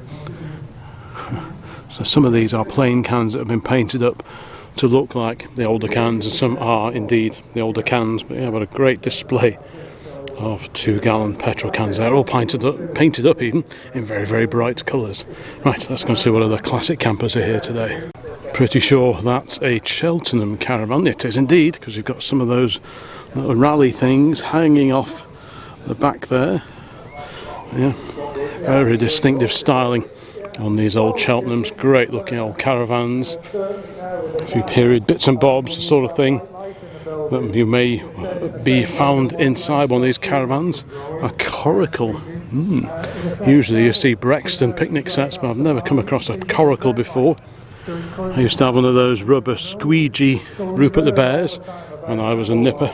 Yeah. All sorts of bits and bobs. I've got a VW based camper just on the end here. A Linton Executive caravan just over the way here, probably early 1980s I would guess. Ford Transit Mark 1, Bedford CF Mark 1 camper alongside that. A couple of bay windows, including a very unusual one up there. Let's go and have a look at that. Yeah, different variations of the bay window camper theme. This one, the side hinged pop-up roof, and this one looks like it's reversed into a caravan. I wonder who did this particular conversion. I've got a feeling I've seen one of these before. I like the roof rack on the top. Made in South Africa by Jurgens Auto Villa. There we go. It's quite an unusual machine, certainly not something you typically see in this country. Wow, look at that. This groovy combination was at Tatton Park just a week ago. The British gas liveried Austin Maestro van and the pop-up folding portafold caravan alongside it. This reasonably early, as I pointed out last week, because it's got the fins on the roof. These have a tubular steel chassis. The slightly later portafolds and the Ansfold that came along after that, they had a square section chassis, I believe. I used to have one of these many moons ago, 30 odd years ago in fact. Another example of Mark 1 Bedford CF camper, this one with the side hinge to lift up roof there. And judging by the badge on the front, this one is Perkins diesel powered. Yep, there we go. Very distinctive Perkins badge, more often seen on old British lorries. This is apparently the Contessa. Oof, that must be the name of this particular camper conversion, the Dormobile Contessa no less. There we go. Another classic folding caravan over here, this, the Estoril. That's great. While over that away is an Ariba.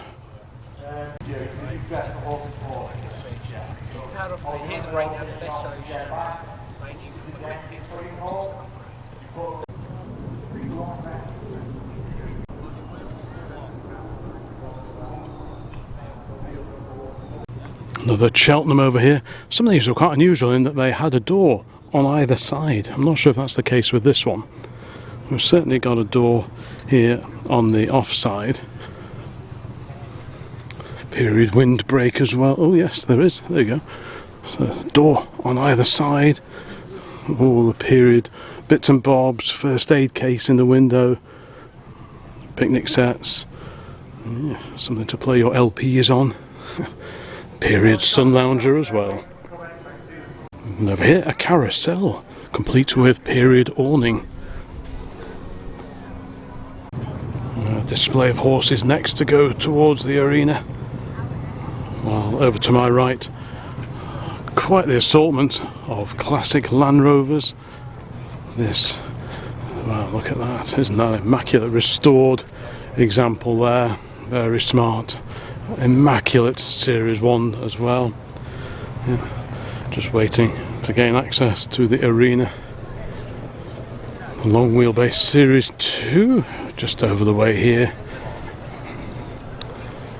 That's a nice badge. Series 2A 109 basic, date of build 3rd of January 1964, that one. Similar vehicle alongside that one, the short wheelbase. Back to Series 1s here. Much younger Defenders, so pretty much the ultimate evolution of the original classic Landy. And this, the Land Rover Lightweight, is typically used by the British military, army and the RAF. On the end of the row, another lovely Series 1, this one super original. Look at how original is the paint on that beauty. And if ever there was a vehicle that suited original paint, proper patina job, it is definitely one of these. The remains of a 1956 tax disc in the window. Boris is 70 years old. Right, ladies and gentlemen. 15th of June 1956 is the date of this 88-inch military Series 1 Land Rover, complete with proper trailer on the back as well. Facing the Land Rovers, we've got the classic military vehicles, the historic military vehicles, headed up by this wartime era Jeep. And look at this, Ford alongside. Ford and Chevy versions of these were built. The Canadian military pattern trucks. Pretty cool. Note the slant forward windscreens on these. The idea was there was less chance of these reflecting light up to enemy aircraft passing overhead. I think that was the reason for the slant forward screens. Yeah, Chevy and Ford versions of these were available. This one of Ford's. Right-hand drive. Quite Quite a few of these got converted into little breakdown trucks following the Second World War, when all these military vehicles were pensioned off at disposal auctions. Many of them had a second life with a Harvey Frost crane on the back, dragging cars around on behalf of small garages up and down the land. It's pretty cool to see this one still in its original military guise. And alongside the Ford is an incredible Bedford from the 1950s. So this is based on an RL, I think, or possibly even on the Green Goddess. Very different body on the back to that which you normally see. I'm guessing it's got living accommodation on the back. Let's just have a quick look. 1956 RLC, originally built for World War III, which in 1956 was a strong possibility. Fortunately, never happened. Yes. Yeah, I'm guessing that's living accommodation on the back.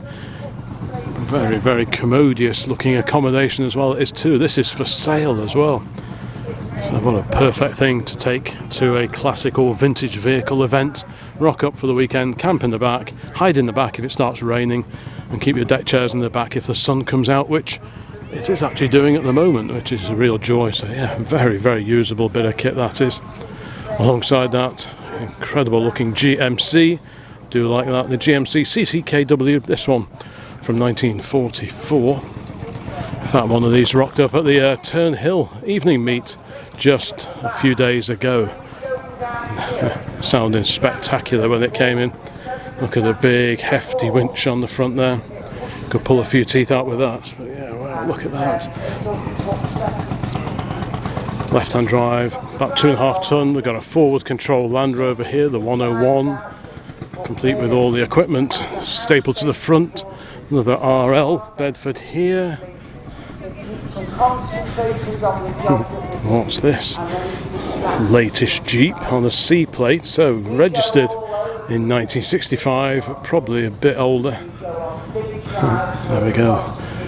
There's the history. The Military Utility Tactical Truck, or MUT, is what we're looking at there.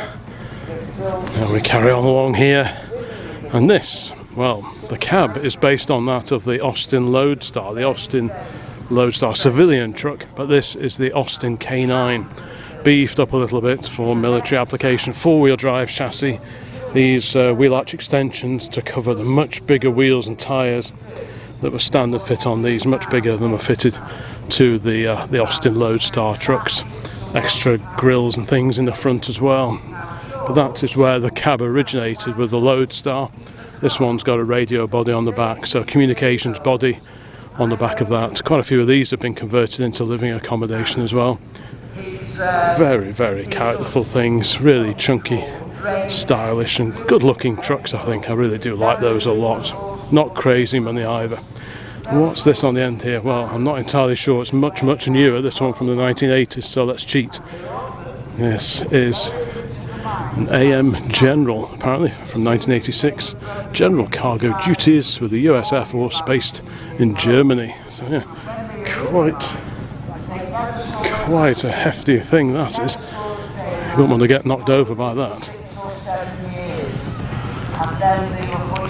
And on the end of the row, a lovely Ford here. Very, very characterful. Probably got a V8 under that bonnet. Yeah, well, there we go.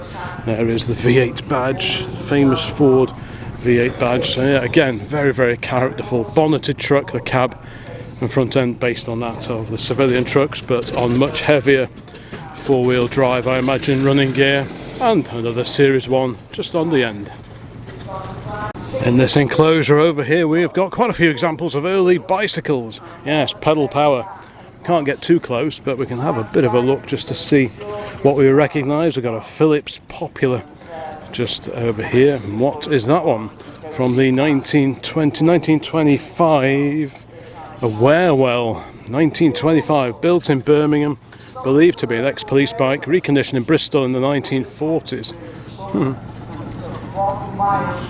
The Ladies Rally Pedicycle. Another Rally here. Very distinctive forks on the Rally with these little sort of indents in here. That's often how you can tell you're looking at a Rally. So what's this one here? 1930s Ladies Rigid Rapid Super Royal. The Rigid Rapid. So many makers of bicycles back in the day, lots of them really quite obscure now. Tandem, so bicycling for two, 1920s Selbach or Selbach Racing Tandem. Ladies Humber loop frame bicycle, circa 1920s. This one's come over today from North Wales, presumably not ridden. Super little tricycle there, kiddies tricycle, pressed steel front forks on it. A Triade from 1976. This little buggy has got weights on the back, if you can see, and that's because Classic tractors over the way. I'll try and have a look around there a little bit later, but I wanted to make sure I caught a good long closer look at the commercial vehicle section here. We've got a selection of lorry grills here and a collection of Albion badges. Got a header tank there from probably a pre-war Albion, lovely cast aluminium header tank, and there a complete radiator grille there for Albion, Scottish manufacturer, short as the Sunrise, hence the stylised sunrise on their logos there. But Leyland Octopus, Seddon, Guy. Right, so let's check out the lorries here today in Oswestry. And yes, we have an Albion. The first vehicle is an Albion Chieftain SSM 110. The registration number of that one, lovely thing. Albion oil engine, so their own diesel engine fitted to this, flat fronted but with the little curvy windows in the corners of the cab, just to give it a slightly more modern look compared to what came before. Lovely little thing, drop side body, a few items on display in the back as well, including a diesel engine, presumably an Albion oil engine. And old trucks like this, they ride so much better with a bit of weight in the back, because the big heavy springs on the back are designed for load carrying, and when you don't have any load in the back they can get a bit hoppity at the back. Yeah, so this one I'm sure rides so much better. Nice bit of sign writing as well. This one looks like it's come over from Wrexham direction. Next to that we go up to Lancashire for the Leyland Clydesdale of the late 1970s. Another lovely restored example there, again from the same fleet over Wrexham way. Yeah, fantastic.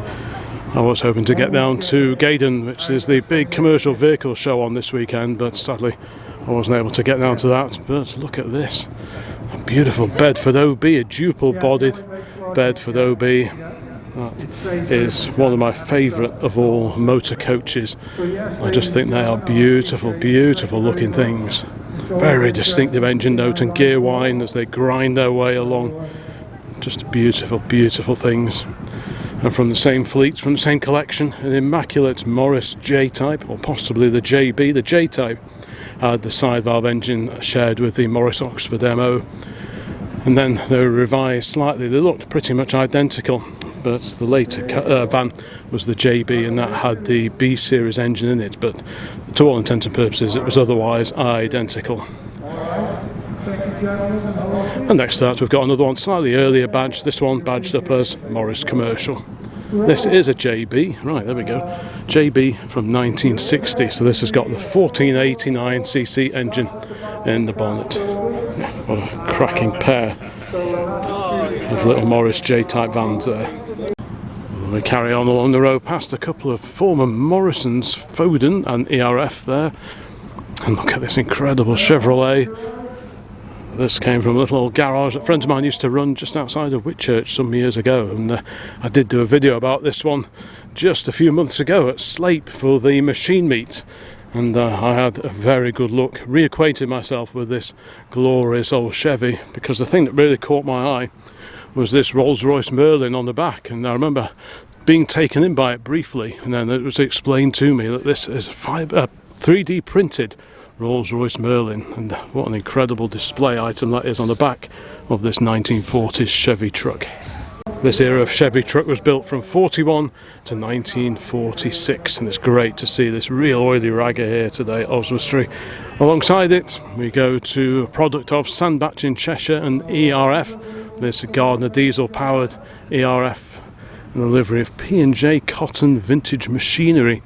So we've got a sheeted up load in the back, and chances are there's probably some living accommodation there as well. Really lovely thing. 2 screens on that particular one. Then we've got ERFs, but somewhat later down here. This one from the late 1970s, Rolls-Royce powered, clearly. ERF Turbo from the early 1980s, about 1984. Cheshire registration on that one. On the end of the row we've got a fairly late example of the Bedford TK, this one with disguised living accommodation in the back. And this was Bedford's rival, I suppose, to the Ford D series, but whereas the Ford D series had a tilt forward cab, making it a lot easier to work on the engine, these had access panels set in to the rear corners of the cab, or you could get in through the cab itself. But a tilt forward cab, that was a big plus for Ford and their D series. These didn't change, the cabs on these didn't change a huge amount over the years. The earlier TK cabs have like little whiskers set into the front panel, and they also had the letters Bedford along the front, as opposed to just a single Bedford badge. But by and large the cabs remained largely unchanged all the way through TK production. Cars are going around the arena now.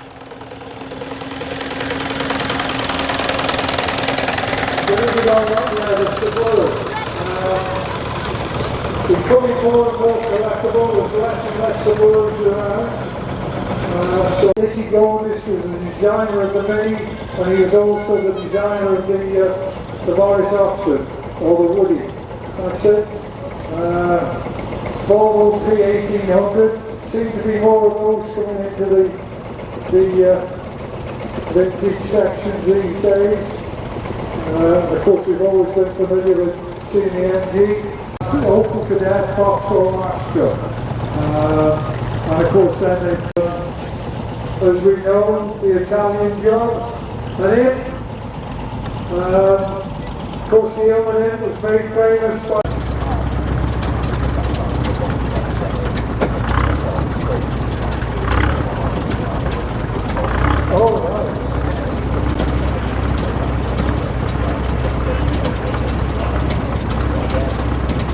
you went to the NEC, yeah, also got to be assistant standard on the trip. Well, you can take them in various forms to the NEC, can't you? You know what I mean? Yeah, and their award depends a bit about it. One of the Land Rover based vehicles from the famous Judge Dredd films. Mr. Isidonis design vehicle, wasn't it? And of course the Mini. So, Ash Grange and everything, tell us about it.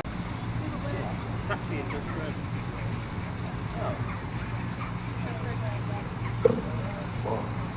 And this is for the most outstanding car in the show. I wouldn't apologise. For the Volvo. Cars are going to do a quick lap and then head out of the arena. With the Rolls-Royce. It's a little Morris 8 Series 1. The Rover P6, the 35S with a manual box.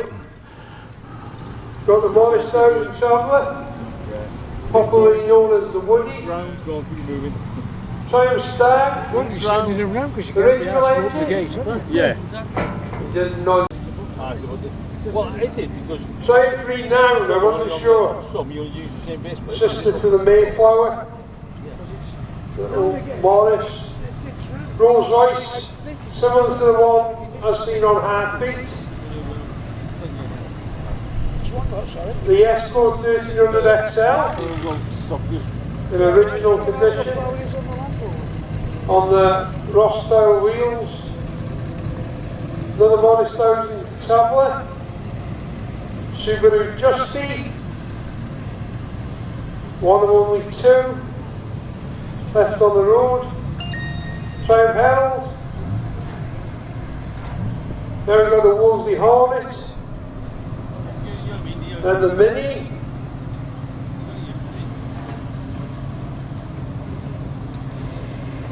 And Simon Templar's the same car, P1800 Volvo. Another Triumph.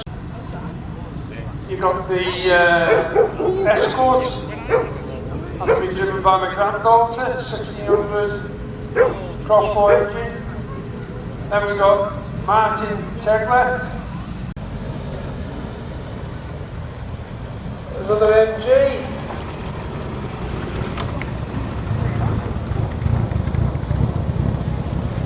The VW variant, the Escort gear. The Lotus Elan,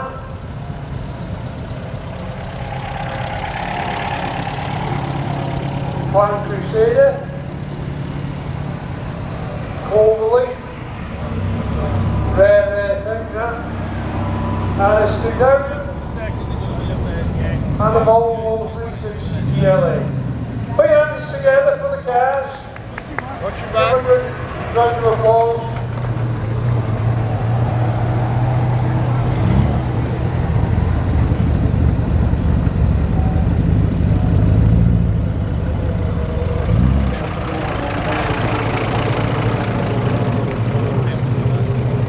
Right, ladies and gents, we have the tractors coming in a minute, so once the cars go out, the tractors will come in.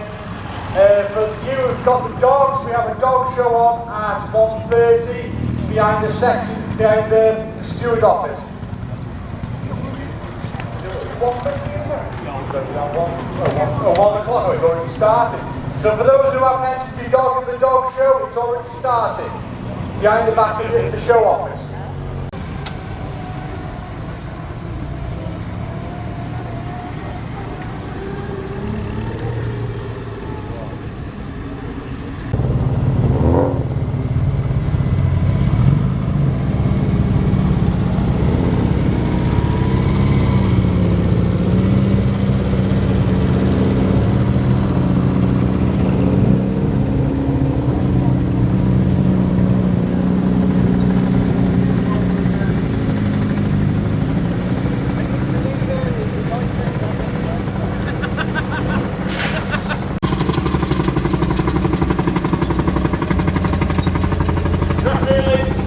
Welcome to the tractor section of the Fluid Vintage Rally 2026. What a fantastic array of tractors we have today. The other years have moved on. 1920 we all had trailed implement. Well, that'd be 1975 type of model, 550 with the massive Ferguson mower on the back. That's another 3-point linkage idea, as you can see. Another little Massey 35, around about the 1958 area. Transport box on the back, because it handed the retractor. About it, to be honest, we will pull them up in a minute, we're going to have a chat with them. That would have been quite handy and all sorts of things. Not all to do with highway maintenance, mowing sides of roads, or building sites, moving rubble and all sorts of different things. That Massey there would have been one of them with the industrial yellow colour. Just before Massey Ferguson, then Tim Ferguson decided to paint the last one of 35 in grey and gold, you can see there, and then they moved on to the red and grey colours that you can see. Right, we've heard enough from this type of area. There's a lovely little Dexter, you did a fantastic job. Do you want to tell us all about it? Yes, it's 62 Dexter, built by my father 10 years ago. We showed it for 2 years and stood in the garage for 6 and got handed down to me, and now I'm showing it as well. You've done a fantastic job of doing that, so thanks very much for bringing that. Here's a lovely little tractor from Canada I rode a 4. Would you like to tell us all about it? In the 1937 Minneapolis Molina came over doing the... I personally quite like them original, but sometimes you just got to paint them up and do them up. So yes, lovely examples all around, and everyone's done a fantastic job, and thank you very much for bringing all of them. As farming's moved on, farms have gone bigger. A lot of lads said, look, we like the tractors, but we could do with a bit of four-wheel drive. At the time, they weren't making four-wheel drive tractors, so the likes of Roadless and County decided to make a tractor with a four-wheel drive system. They really like to choose Ford. A few internationals, but a lot of them work Ford, and that is one of them today. And here's a really nice array of Fords here. And it's quite nice if that's gone past, that would have been what country really quite fancy. So there you go. Leyland. This is a nice example with a cab on it, all painted up lovely. Let's see if you'd like to have a chat. Would you like to have a chat? Tell us all about your tractor. Right, tell us all about it. Last year, I did up over the winter. Great for tractor from North Wales, but I think it's been in the sea as well. Brilliant. Thank you very much for bringing that. All of these tractors have all got a bit of a story. It's looking really cool. Now this is a great example. Let's put yourself to the side and let everyone come past. But around the 1940s, we were driving petrol TVO tractors. One with a Butcher Perkins engine in your fork. One, and that's one of them there. It's a really good example of that tractor. So it's electric start, which is a bit of a rarity in itself. And it's just a nice example. So if you get time, go and have a look at that. Nuffield, that's just before the Leyland that we saw a minute ago. That there's a Lamborn cab in front of that Nuffield there. That's one of the cabs we were discussing before.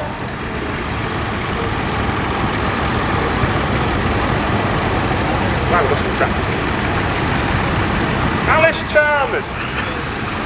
This is quite a rare one, because it's electric start on this. Looks like a bit of a diesel engine, and obviously we wouldn't have had. But would you like to tell us all about it? I do believe that this engine was fitted with this tractor by the dealer back in 1952. So I've been told. They handed down, and sold to somebody at Yorkshire to start with, from the dealer up there, and then they came down to Pembrokeshire. Yeah, that's what I've been told. Brilliant, thank you very much for bringing that. I'm going to get out of the way of maybe to get a bit, don't you?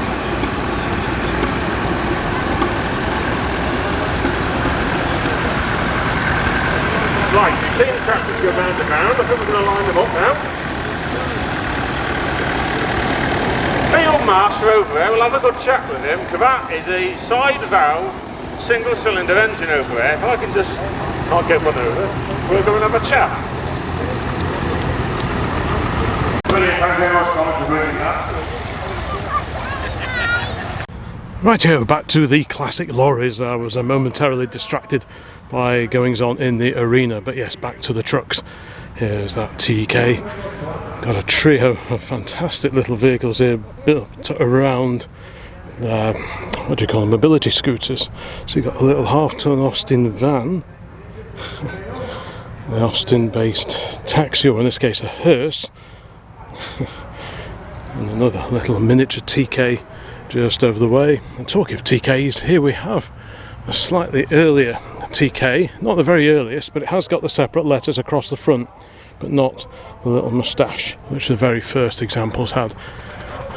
Great turnout of classic lorries as well as cars here today. Tractors just going around the arena at the moment, so it was really cool to see them just now too. This is OCC pointing me in this general direction before, because she spotted this wonderful little diesel-powered Commer.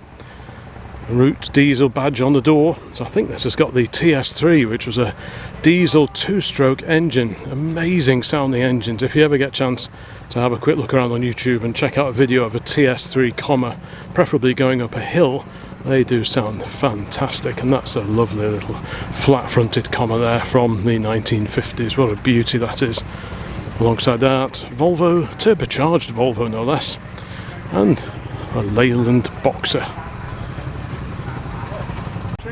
Austin rubs door handles with the classic Scania from the mid-1980s. Leyland Beaver alongside classic diesel engine Sedan. And over here we've got an example of the Ford D-Series. This is the truck that I referred to when we were looking at the Bedford TKs just a moment back. These have the tipping cabs, which was quite a big deal, I believe, back in the day. Nice to see this really well preserved example of the D-Series here from the late 1970s. Very smart crew cab VW pickup alongside, a Welsh registered from the mid-90s. And here, a Thames Trader, complete with disguised living accommodation on the back. Also looking pretty bonny is this drop-side Mark 1 Ford Transit, yeah. So a number of interesting lorries and commercial vehicles here today. That's what makes these vintage shows so enjoyable, a little bit of everything.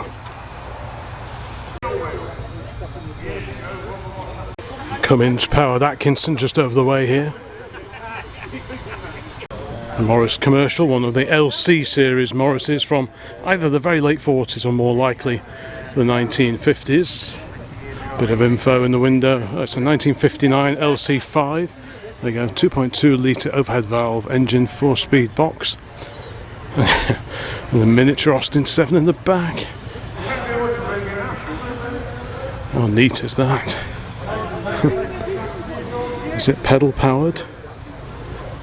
Or does it have a little motor in it? Not sure, answers on the postcard please, but either way.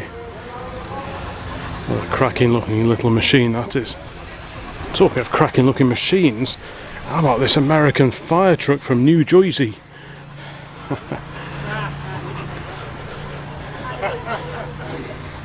And the Shannick Vol Fire Company.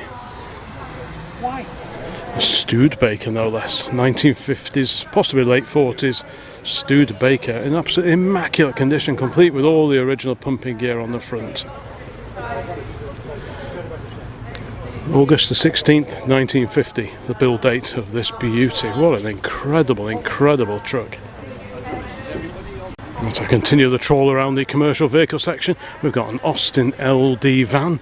Austin and Morris badge versions of the LD were offered in the day with the ERF here, and a super bonny Bedford. This particular truck was originally used by Vauxhall, the propeller company. This has featured on the channel here before on a couple of occasions, and it's such a beautiful little thing. I'm hardly going to walk past and not feature it again, isn't it? Just a super little machine.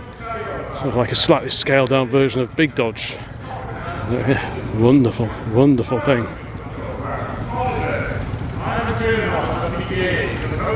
Sperling Motor Bodies Limited.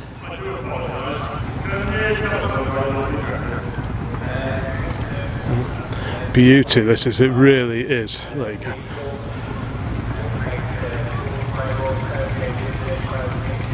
Super thing. Bedford K Series 1952, 6-cylinder petrol, one of only 2 built by Sperling Motor Bodies. Brilliant, thank you very much for me. Yeah, but it's my favourite one, I own another 3. And if you want to get into tractors, do it, it's well addictive. The smell of burning coal lies heavy on the air, so we must be in the steam section. Beautiful Fowler here.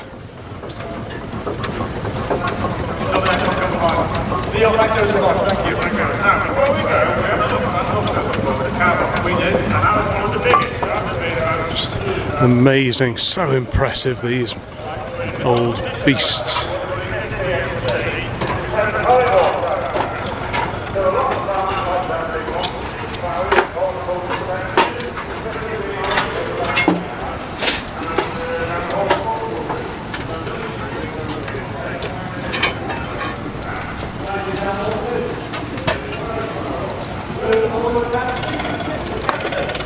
Also quite a few miniatures here today as well. Let's just have a general amble around, see what other beautiful steamers are here today. This, another Fowler, built in Leeds, as it helpfully says right on the front there.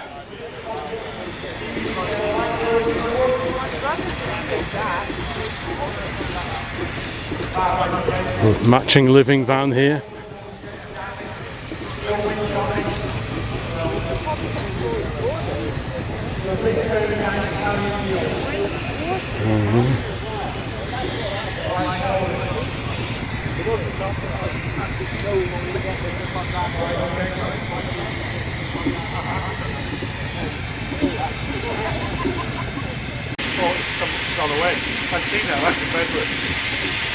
How about this beauty over here, built in Shrewsbury, the Sentinel steam wagon. What an incredible vehicle. Built in the days before the widespread adoption of diesel engines as motive power for commercial vehicles. Steam was very much the thing back then.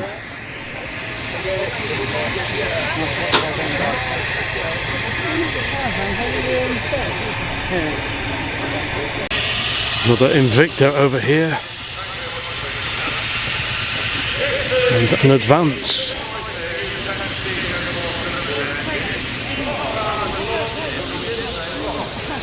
(1925), same year as one of the Buicks we were looking at a little while back.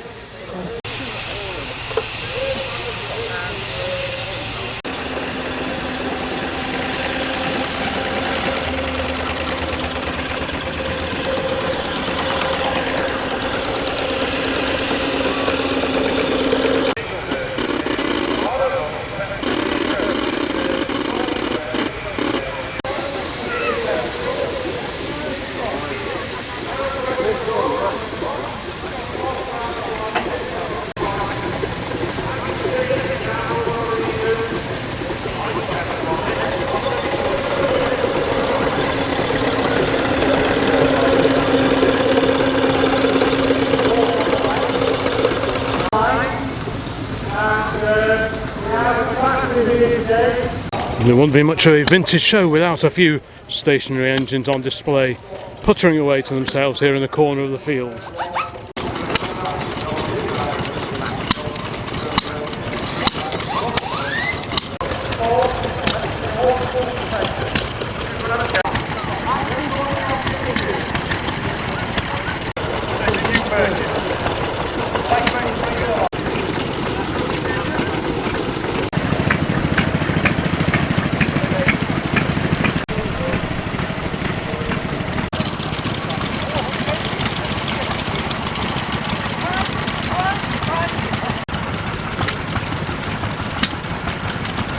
The motorcycle displays are parked up just over the way here. Some of these we saw driving around, or cycling around rather, just a little while back. Heading up this particular row, the water-cooled shafted drive Velocet LE, very popular with police forces back in the olden days. And quite the gaggle of machines from Triumphs, Yamahas here, a couple of BSAs, Birmingham Small Arms, an Excelsior with the Villiers engine. What year is this one? 1955 Excelsior, so a lightweight post-war motorcycle there. The Norton 850 Commando with electric starts, because of course for so many years British bikes you had to kick-start them, then the Japanese bikes came on the market where you simply had to press a button, and British bike makers were a little bit late to the party when it came to mod cons such as electric start. And by the time they pull their finger out, well, the Japanese had pretty much cornered the market with bikes like this. Really quite an incredible looking Honda, the 554. Really tasty machine, 1978. But more my kind of era, I guess. This lovely AJS from 1947, and indeed the Greaves Trials bike just alongside. A little bit of everything here, 2 and 3 wheelers in this particular section. The little Honda 70, the Honda Cub. How many millions of those did they make? 50s, the 70, and there was the 90cc as well, wasn't there? Next to that, wow, now that is really up my street. A beautiful looking Royal Enfield. What's the date on this little gem over here? 1935 it says on the information sheet. What a beauty. Hand operated gear shift just on the side of the tank there. What a little cracker that is. Right now, marshals to the steamers. Lovely Norton there. Time you're on duty. James Trials bike, or Scramble as they used to be called. Greaves, name synonymous with off-road motorcycling. And a couple more Japanese bikes, the Yamaha and the little Suzuki just over here. So, steamer steward. Yeah, let's get it going.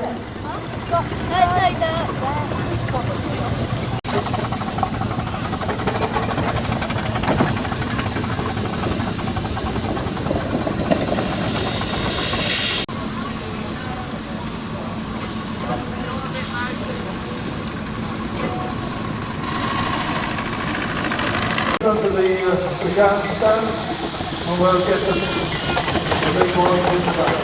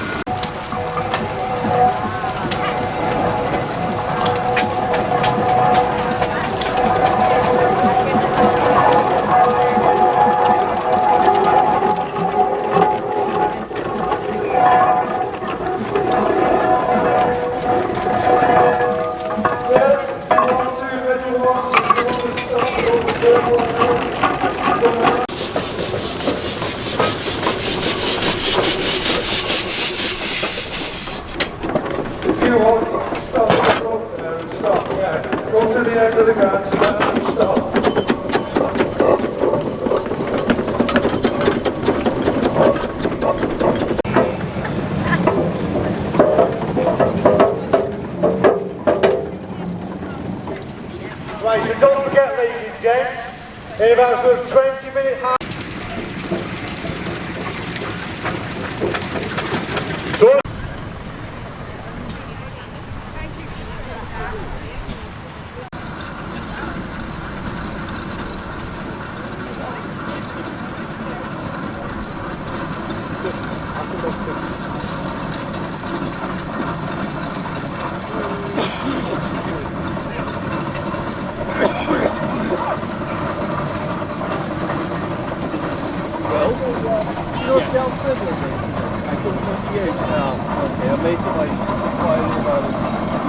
A call for the best stationary engine this year. So in a lineup of trucks just over here, very, very original looking Leyland. By gums, what's that, about 1979-ish? In the livery, the original sign-written livery of P. Dodgson of Stockport, 061 432 5107. This one looks to be in very, very original, largely unrestored condition. I guess at some point in the future it will be restored, but for now, very, very original. Still with its original paint and that lovely sign writing too.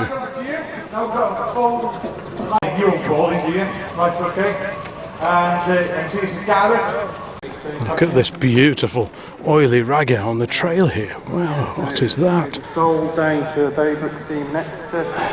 Twin MM City. The only MM I can think of is Minneapolis Moline. So should we go with that for this one? Ah, there we go. Promise I didn't see that before. The Minneapolis Moline Power Implement Company, Minneapolis, Minnesota, USA. Ah, interesting. It's got a Marvel carburettor on it. The only other one I've seen similar to that is fitted to the Buick back at home, which is the first example of a Marvel carb that I've ever come across. This one is different, but there are some similarities there. Direction of rotation. Yeah. What a fantastic oily ragger that is.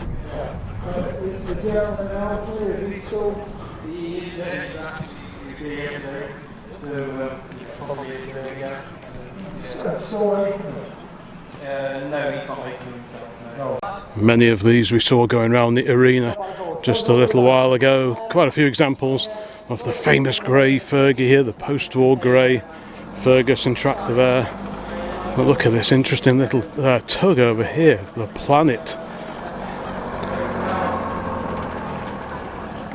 Off goes the Minneapolis Moline. I caught that one just in time. Bit of information on the side of the Planet tug, made between 1955 and 1960, used for towing ammunition and bombs from underground storage. And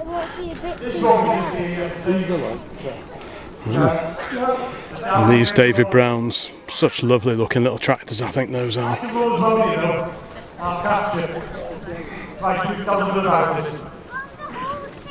So this is another David Brown, the famous Cropmaster, just over the way here. And Oliver over there behind this, an International Harvester. The guard dog has found the shade. Oh. Look at this little beauty over the way here. Ooh. So what's this? The Uni Horse. A little miniature tractor. The Uni Horse compact tractor. There may be one or two old push mowers back at OCC HQ. I must dig them out actually, they've not been out for a little while. And we've got the B&B light tractor just over here, very nicely restored example. And the Unidrive wheel horse just alongside.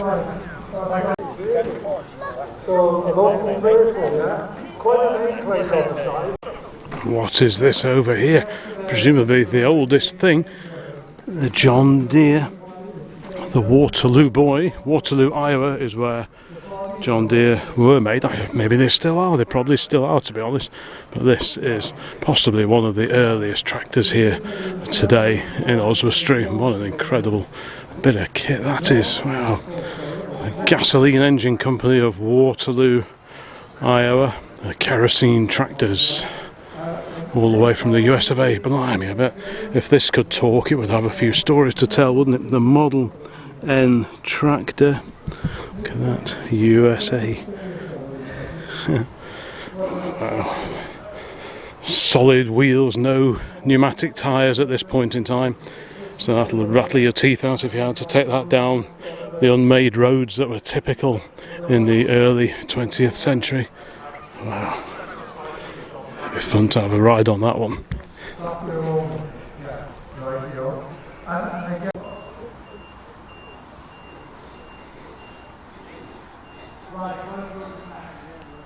Something of this size and how you manage to get it to turn. Well done to you both. I would recommend it. Well, no, but it's like a lot of things, isn't it? Great pair of reflectors on the back of this Land Rover's trailer, like those. Go on, tell us about Lady. How long you've got one, and they have it, if you know what I mean. But everything's pretty standardised for just the stuff.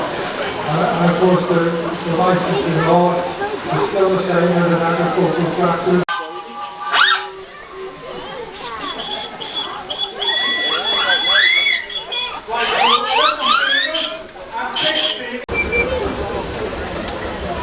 We have 5 tied out in many boxes if you pick something, but not in any extra.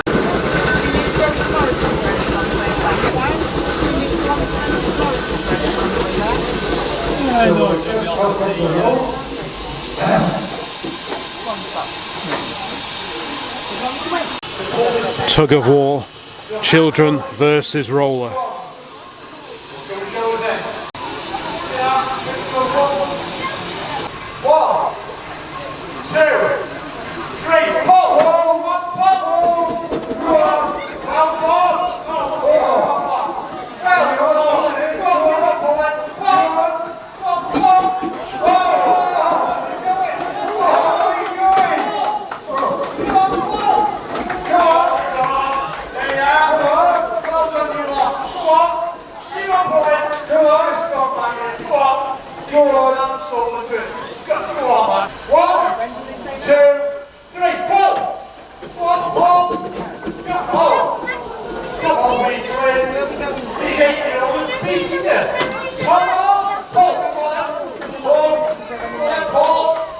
Go on, Malgans. Go on, mate. Go on, go on.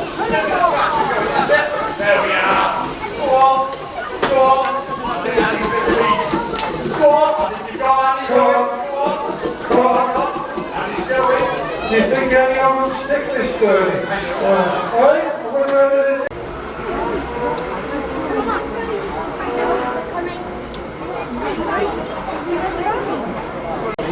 Lorries are next into the arena, headed up by that lovely Albion. Section is AM Witches Vauxhall Cresta. That's the only thing, because it's the same day.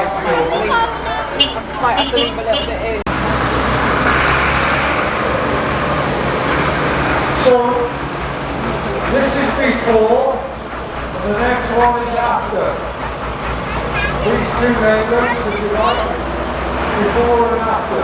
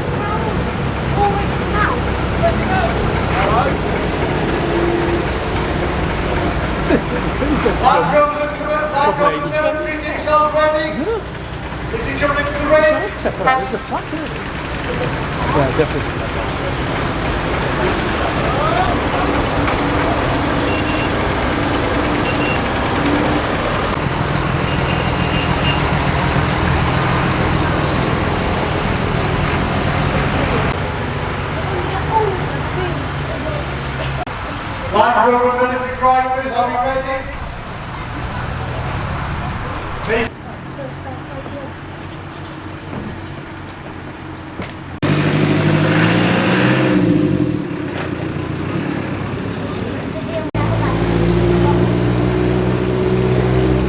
What?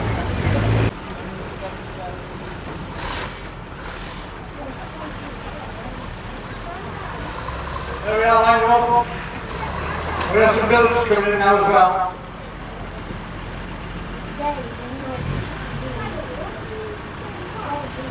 Go on, Steve.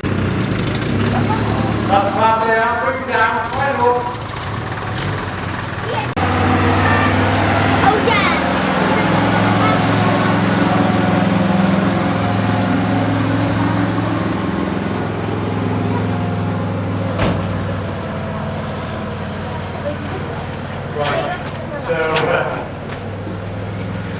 The roof now down on a lovely E-Series Cresta.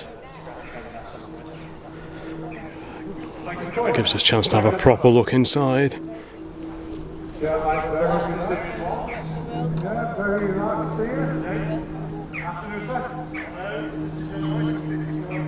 So there we go, folks, that was our visit after many years away to the OSWESTRY Vintage Show. And what a fantastic gathering it has been here today. Cars, lorries, military vehicles, stationary engines, classic caravans and much more besides. So I hope you find that one interesting. Please leave a comment if you made it this far in the video, and don't forget to subscribe if you haven't done already. And there are nearly 800 other videos elsewhere on the channel, so please take a look around before you disappear. So thanks once again for watching, and bye for now.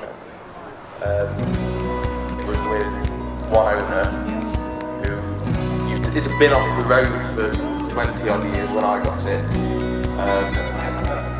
The significance there being that the hitch is high. Thank you for coming. Safe trip home, and we'll see you again soon. Thanks, right. Thanks, Army. They both in there, sort of very down track for 3 years. And about 10, 12. Quite a few gaps in the public car park now, and look at this 1971-ish coupe version of the W114 or W115 Merc. Yeah, the two-door coupe. I mean, these are pretty rare anyway, but the two-door coupe, wow, that is a very unusual machine indeed, protected by Radio Shack security system. Radio Shack, I well remember seeing all their products in the local Tandy store back in the 1970s, 1980s. This, the 250 CE automatic right-hand drive. Yeah, very unusual car.